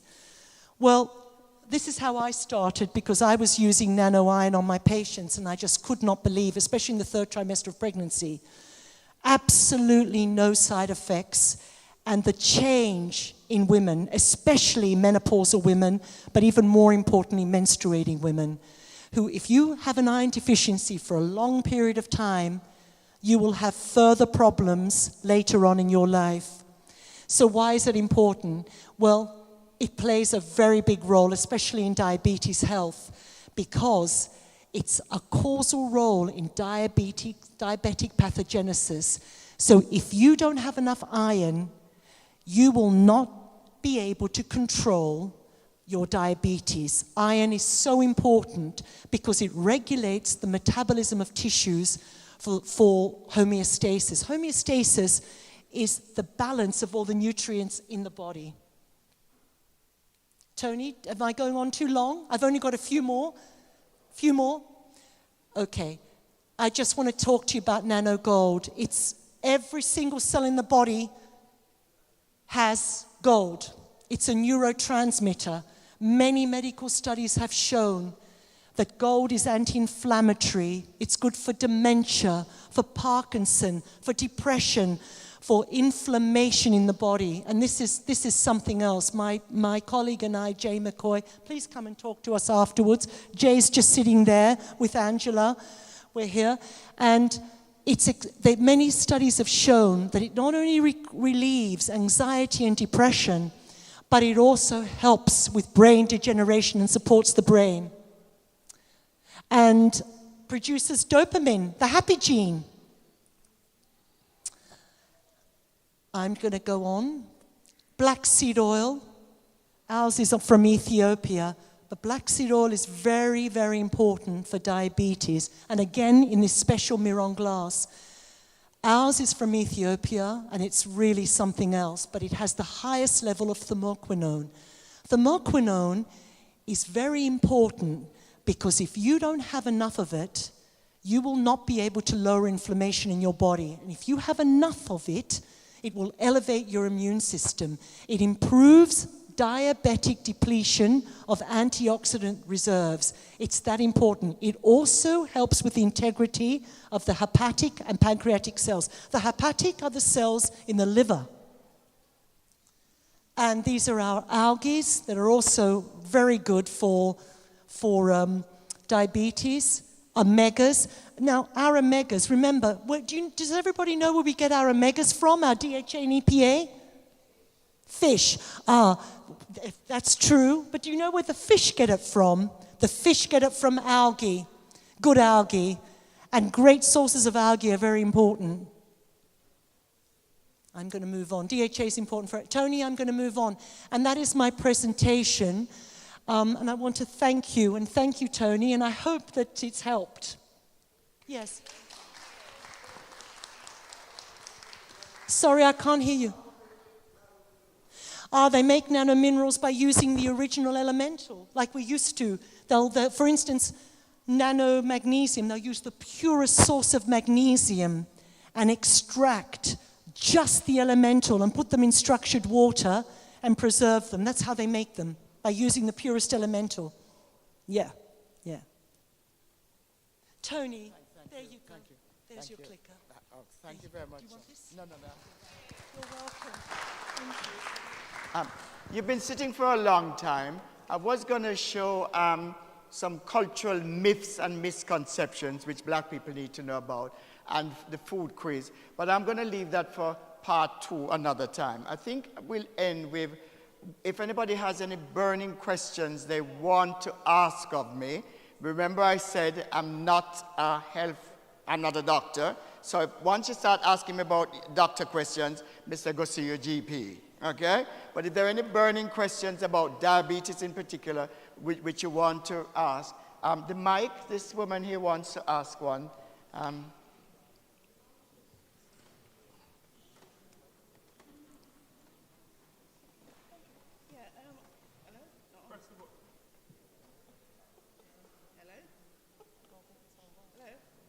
Go on, I'll shout out what you're saying. Yes, I wanted to know, I'm borderline diabetic. So moving, what about dancing?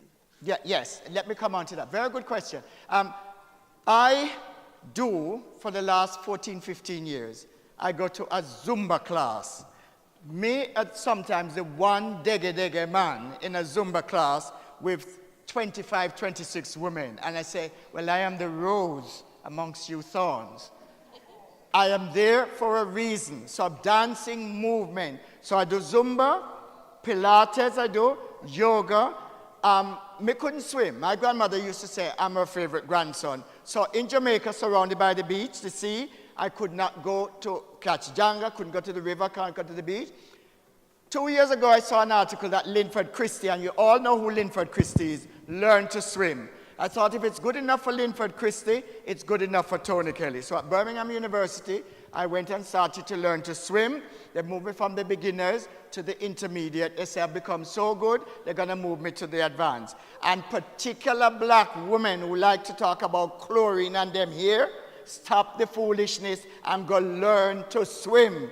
It is one of the best things for you. Before I could learn to swim, I did aquarobics, where I stood in the water and against the flow of the water, the instructor and the music. So you must do some form of physical activity. Zumba, Pilates, limbo dancing, aquarobics, fast-paced walking. The more you do, the better. So yes, keep doing that and keep eating healthfully. When I come back next time, I'll do some stuff on food because you really need to. I know the Seventh-day Adventists are quite good in terms of their food and so on, but you're never too old to learn some of the tricks in trades. One I'll leave with you is this one.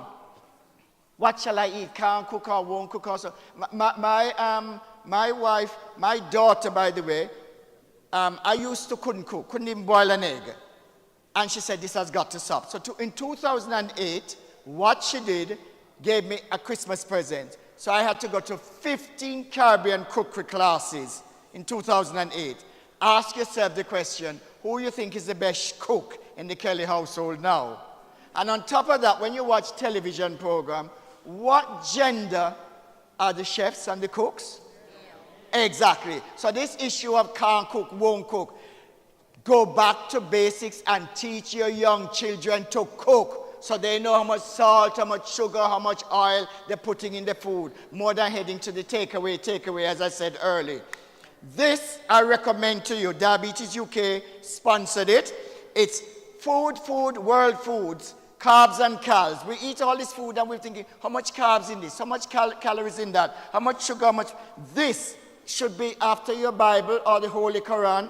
This should be on your dining table, your kitchen table. Looking at it, world foods from all around the world for African, Arabic, Caribbean, Asian food for food, weight and diet management.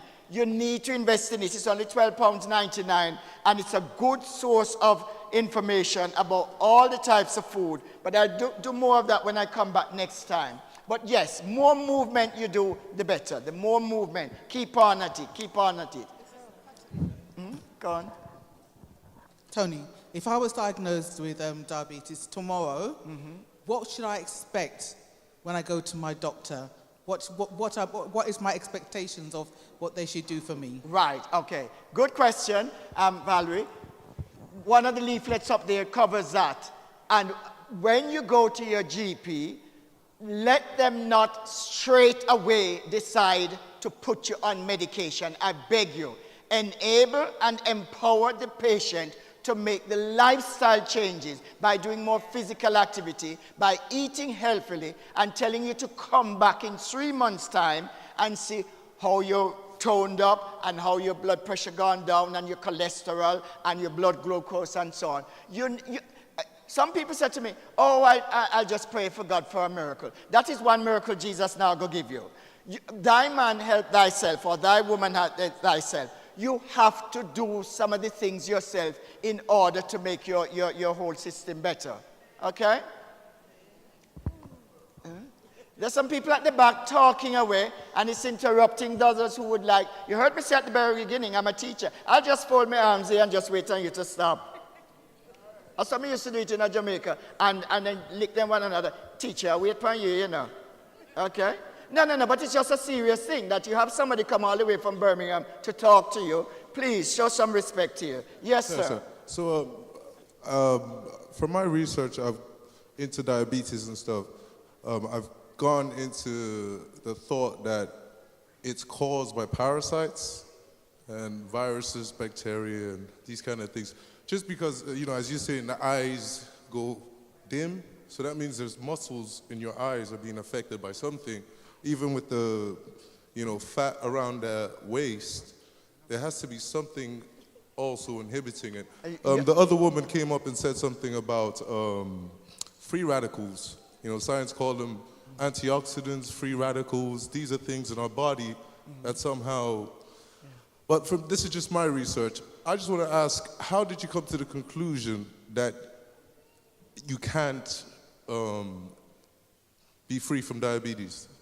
Where did you learn this from? No. You're giving some false information. It's the first person I've ever in 12 years said diabetes is caused by a parasite. I don't know where you get that from. But I'm not going to argue with you, remember, I'm just telling you my patient experience. But apart from that, which I'm afraid I've never heard before, the whole issue of what I said throughout my whole presentation was, if you take care of yourself, take care of your body, eat well, and do physical activity. Even if you have type 2 diabetes, you can keep the complications at bay. How do I know it's what? No. The video I showed said at this point in time, it's not me saying it. The specialists, the experts are saying there is no known cure for diabetes. Some people, slightly different, listen carefully. Some people, just like with cancer, the cancer can go into remission. The same with some people with diabetes. If they eat healthily and do physical activity, if they go back to eating unhealthily and eating the junk food and not doing the physical activity, the diabetes will return. But up to this point in time, be not fooled by anybody who tells you there's a cure for diabetes. There is no known cure for this medical condition. No, I just wanted to clarify a little bit. It's been a while since I've gone into diabetes, but I remember studying it, and it's very multifactorial in terms of its origins. So typically, when you've got a lot of fat, as you mentioned, Mr. Tony, when you've got the fat around the abdomen, that can lead to insulin resistance. Yes. Yeah, so as the video literally said, that means that our bodies don't react to insulin so well. So we produce lots and lots of insulin. It doesn't work. So the sugar doesn't go, or the glucose doesn't go into the cell to give us energy, yeah? Yes. So you've got that, or you've got where you've had damage to the pancreas, so the pancreas doesn't work well, yeah? So those are well, it's been a long time, so I'll be honest, but the main thing, as you said, Mr. Tony, if you lose weight, that can help prevent the diabetes. If we're having high sugar foods, you might not be fat, but that means your body has to produce more insulin to manage the glucose that's in your blood. Okay, so make sure you look at your carbs, even as you mentioned, again, Mr. Tony, with the rice and peas and managing your carb portions. The carbohydrate portion breaks down into glucose, right? So you might not be having all the sweets, but if you're having in one meal yam, breadfruit, banana, dumpling, that's still all that carbohydrate that breaks down. And you did mention there are different causes of like diabetes, so you can have steroid induced, there might be some sort of viral, but it's all about when the pancreas is attacked, when those beta cells are attacked and they're ruined, which leads to the insulin resistance and the insufficient insulin that will lead to the diabetes, yeah? Yes. So, and you mentioned again the dim of the eyes. So because there's lots and lots of blood glucose, that affects our small capillaries, so our small blood vessels. So you've got arteries, which is the big ones that run blood to and, away from our cells, the veins that bring back the blood to our heart, And then you've got the capillaries that work in the eyes, so they're smaller vessels or organs, so your eyes, your kidneys, everywhere else, yeah? It's like a little string mesh. So imagine if the blood cells literally line up to pass through, if you've got sugar in there or glucose, that can damage those little capillaries. That's how you get dimming of the eyes, because our capillaries are broken, or in our kidneys is broken, yeah? Thank you for that. So that's quite informative.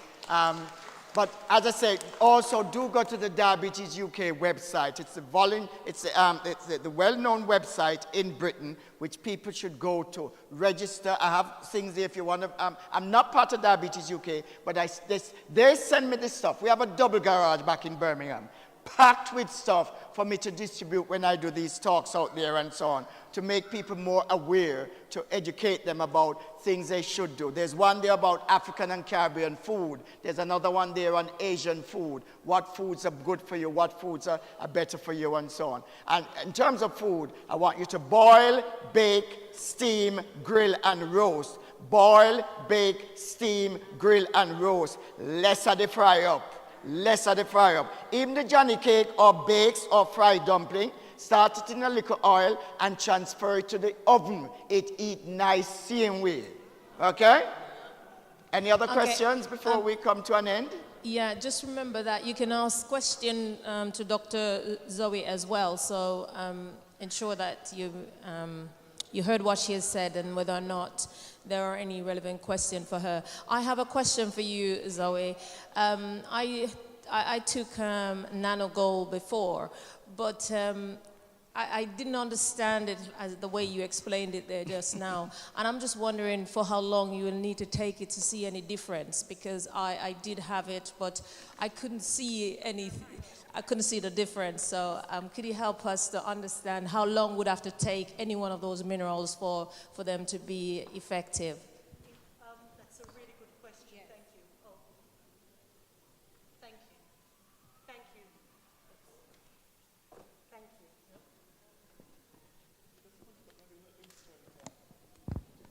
One, two. It's working. Thank you. That's a very, very important question. Nano-iron, I have some information. Just to mention the difference. Nano-iron, it depends on your deficiency. But nano-gold is an interesting one because it actually builds up in the body. And medical studies have shown that you start off with a small amount and then you build up every 10 days. But you also take a magnesium, preferably a nanomagnesium with it. But with the nanos, it's very important that they go through the soft tissue in the mouth when there's nothing in there, because they're so small they'll adhere to food. So if you take them first thing in the morning when there's nothing in the mouth, they'll actually go through to the blood-brain barrier, which is a very important barrier in the brain. And we look for this in medical science to get medications to go through the blood-brain barrier, but we often can't.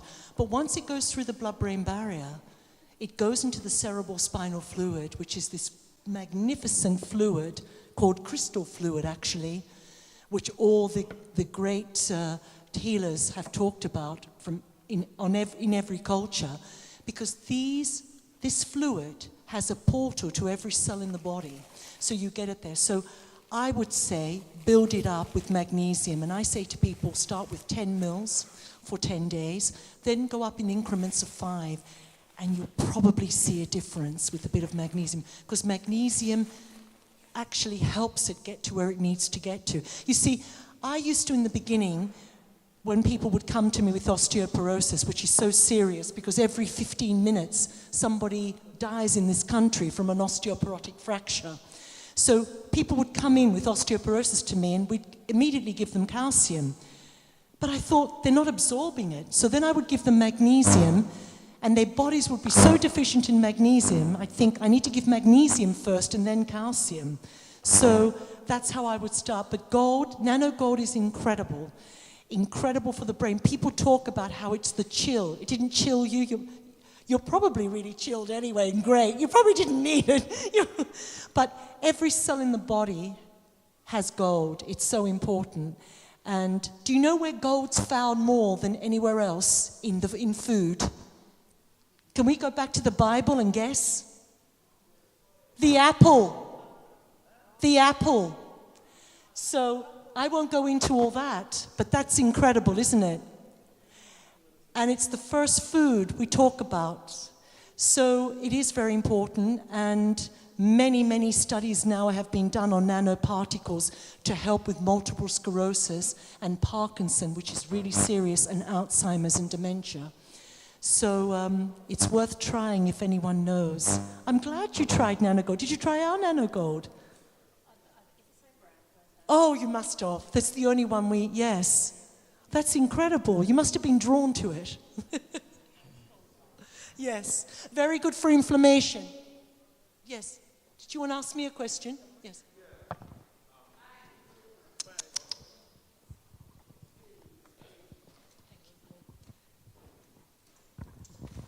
Yeah, I've heard, my brother keeps telling me, he says, Roger, walk every morning, say 20 minutes. And he's getting it from good source, that if you walk, you can keep many diseases at bay. Simply walking. Yes. Can keep many. You can. Because it does certain things to the body that extract certain... I'll tell you what it does. The most important thing about walking is if you can walk in nature. Yeah, that's the one he's telling me about. It's not just walking. It's walking in nature. And let me tell you why. It releases, it opens the cells to absorb more oxygen. And where you get oxygen, you get nutrients. And where there are nutrients coming to the cells, you heal. It really isn't rocket science. We're quite simple creatures, really. We really are. We make everything more complicated. But we're quite straightforward. But walking, if everybody also makes you think, it gives you time for you. It takes you away from your computer and your phone. So it's very important to walk. Because for years I studied, I was looking at men with diseases, particularly cancer. And there's no doubt about it, part of their recovery was exercise, but walking was pivotal. Yeah, because I've heard, not just from my brother, but from other sources. It's very important. That, it sort of like expels a lot of impurities from the body, and it also allows the body to absorb, as you say, the oxygen that purifies the blood. And when you have purified blood, which is one of the main sources of keeping us alive, then obviously diseases are kept at bay. It's all about elevating the immune system. The best place to walk is by the sea. Why? Because of iodine. You absorb all that iodine that we don't get enough of. So walking by, people talk about they feel better, but it isn't. It's the sea and that beautiful salt air. You see, the greatest thing that we've done to our planet, how we've really destroyed ourselves, is by turning our beautiful salts to sodium chloride, to this poison white salt. Our salts once had over 75, 90 minerals in them. So I urge people, if nothing else, remove sodium chloride from the table, bring in a good Irish sea salt, a Himalayan salt. It's very, very important. Yes? Celtic, all of them. Do you want a microphone, sir? Thank you for your question, sir. I have a question regarding the dangers. Is there any dangers to taking these nanominerals? Just because I've looked into bioavailability in iron, and they used to put a lot of iron in the cereals, and then they find out that it's actually not doing any good because it's not bioavailable to our systems.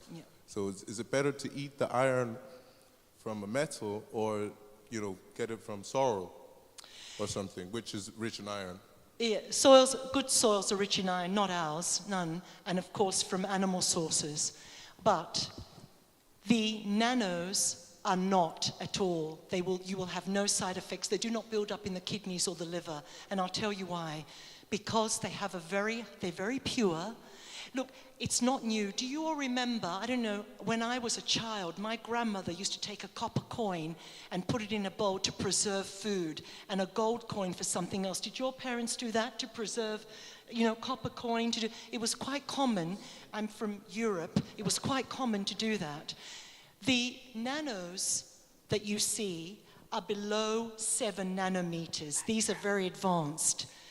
They literally are what I would call a portal to human potential. And I say it because that's how people feel. But the real thing with them is that the other ions that you see that are artificial are linked to compounds, and your body has to cope with those compounds. And most people, their liver is so congested and other organs, they can't cope with them. Also, things sitting in your gut all the time is not doing you any good if you cannot liberate it. But the biggest thing about the nanos is they have a very high zeta potential. And I must just tell you, zeta potential is crucial for your blood. If you have a good zeta potential, you are less likely to have heart disease, heart attacks, and blood clots. That's how important it is.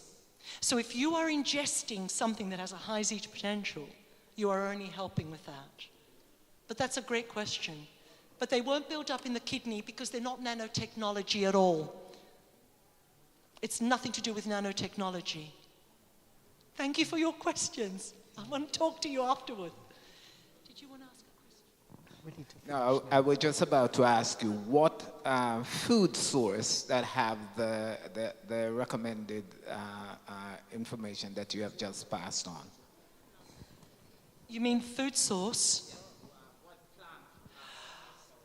Do you know what I would say? The most important, I can say this unequivocally, the most important plant that we have available is algae. Algae was the original. From algae, we produced the ocean, the atmosphere.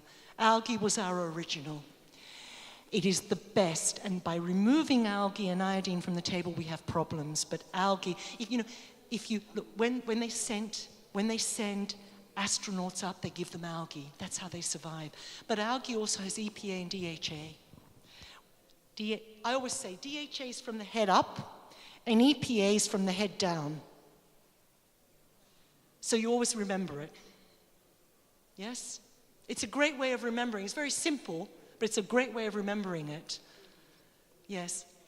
And then the next most important food, I will say, is not taking all those beautiful herbs, the basil and all those herbs from our table, parsley, because all those herbs are actually pure medicine as well, and many people remove them. I know. This gentleman grows everything organic. It's fantastic, because if you grow organic, you can control the soil. And also you have things fresh. They're alive. Yes? Sorry, I'm talking too much. What can I say? I think we've got one more point, and then I will...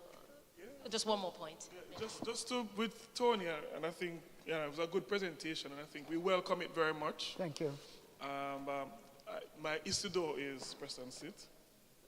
Yeah, so I was fortunate in my work. I work with ministers of health. I was with them last week.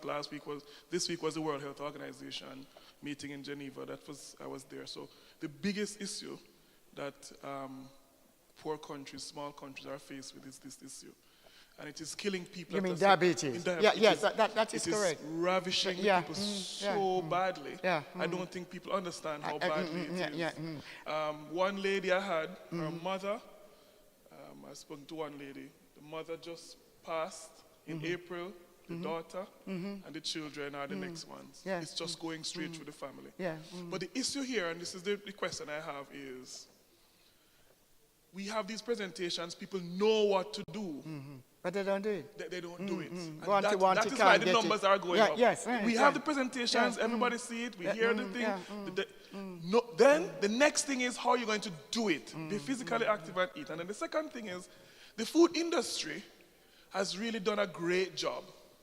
A much better job of making what they are selling much more appealing. And no matter what we do, is as if we are behind, because they are on the screen, it looks so enticing. No, your brain is already mixed up, you go for it. How do we move now from this presentation into action? That is where the problem is. Well, it's simple. You do what I do, which is when I realized 19 years ago that I had this medical condition, I made the lifestyle changes of making sure, I eat sensibly, of making sure, don't get me wrong, I might have a bun or the hard-dough bread now and again, but it doesn't become a regular thing on the dinner table. We cut out the whole heap of salt, sugar, and remember all carbohydrates, before you leave here, break down into your body, whether it be yam, the rice, the potato. All carbohydrates break down into your body into glucose, blood glucose, or blood sugar. Remember that you need to be going for more fresh fruits and more vegetables. All the information up here says that. I'm going to Jamaica for the whole month of November to do diabetes events. I did it in 2022, and they said, come back and help us because you really know your stuff. And I go on all the radios, and I'm struggling. If you know of any communities in Jamaica who would want to hear this talk for free, the full talk, then get in touch with me, because out there, I can tell you, they're dying left, right, and center from diabetes. They're going blind from it. They're having foot amputations. My aunt who grew me up in Whitehall, St. Thomas, as a teacher. She had her feet chopped off. It's all those memories that I have. It's a case of want it, can't get it, and get it, no want it. You are leading the way in terms of the Seventh-day Adventist Church within health and well-being. Yes, there's some of you who are falling by the wayside. You need to get back on that ladder or what have you, and stick to health and well-being. It's not just what the Bible says. You also need to be proactive and do it and go out there and get the word out there and so on. If you see me in a lift, slap me. I don't do lifts. If you see me eating KFC or McDonald's, slap me. I don't eat those sorts of things. And basically, we have to keep it real. And some people say, Tony, you frighten me. Some people say, you scare me. But the end result is if you want stroke and blindness and heart attack and kidney failure and lower limb amputations, which is rampant in the black community because of our sedentary sit-down and our eating lifestyle. I mean, I got to funerals where they've just done bury the person and they pile up the grave high, so. And then the people go to the repast or the reception, and you see them passing by me with them plate higher than the damn grave. And I think to myself, the person died from diabetes. Come on, surely. It's about, my granny used to say, my eye is too big for my belly, because me pack me, So now I go for smaller portion sizes. You notice anywhere where I go and eat, I don't pack my plate with a whole heap of stuff, then have to end up throwing most of it away.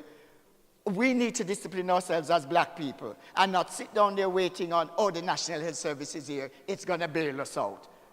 Thy man or thy woman, help thyself. Empower and enable yourself. We need to end here. Come help yourself to this stuff. Thank you very much for having me. And there will be a part 2.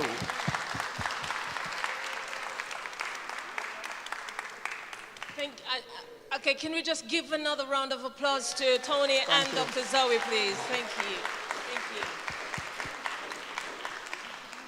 I just want to say thank you so much for supporting us today as well. I mean, this is so much information, right? And I'm hoping that you will take away something from these presentations. There are lots of handout over there, but importantly also is the nano aisles over there that Dr. Zoe and her colleagues will explain to you in more details about and help you to understand a little bit more about it and contact details and so on and so forth. Yeah, but I just want to thank you so much. But Tracy, we know Tracy, the health coach here, who can actually help us to put a plan together to make sure that these information that we just received can put it into practice. So Tracy, just give us another 5 minutes of your time, please, whilst Tracy come and give us a plan how we can actually maintain this information that we just got. Thank you, Tracy. Thank you so much, Tony, for your presentation. Elder Lane, you asked a very good question. We come to these presentations, we learn so much, but putting it into practice is the issue.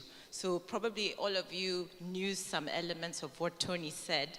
So what I have done with Pandrea, the AV team, if you can put the QR code. So the thing is, as Tony said, we need to keep our health in check.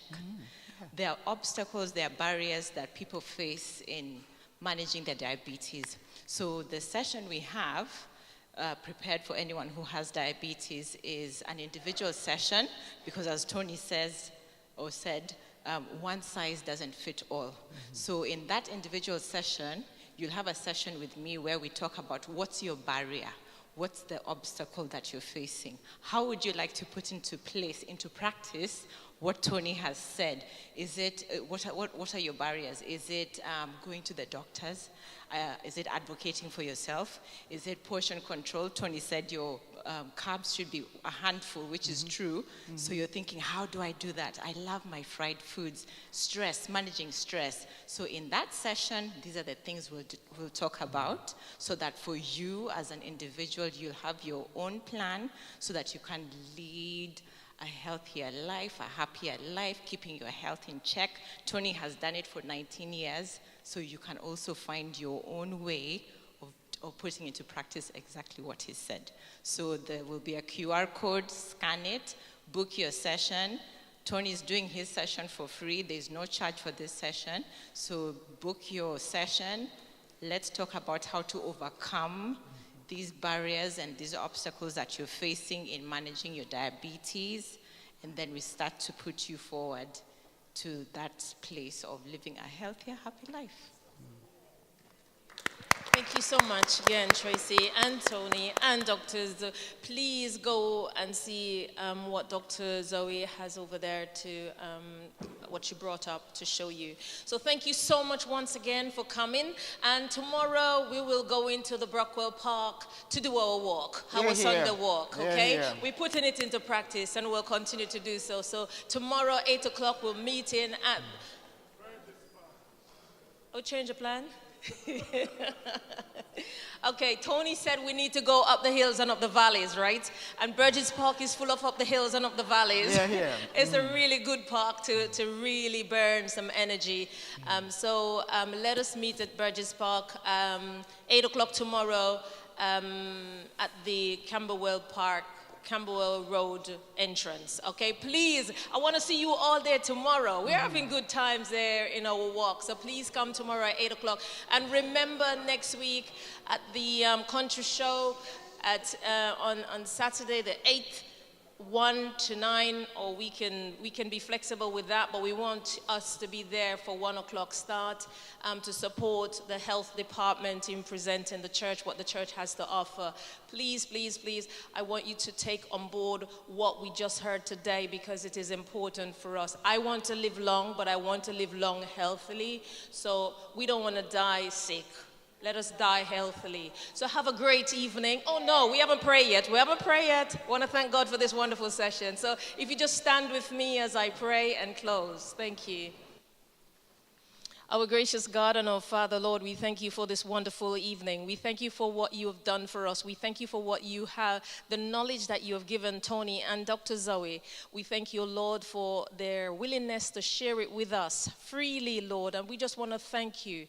And I pray, dear Father God, that you will help us to put all this in practice. You said our body is a temple of the Holy Spirit, and you dwell within us. And you don't want to dwell in a sick heart and a sick temple. So, Lord, help us, dear Father, to apply these principles to our lives, and be with us throughout the rest of this day.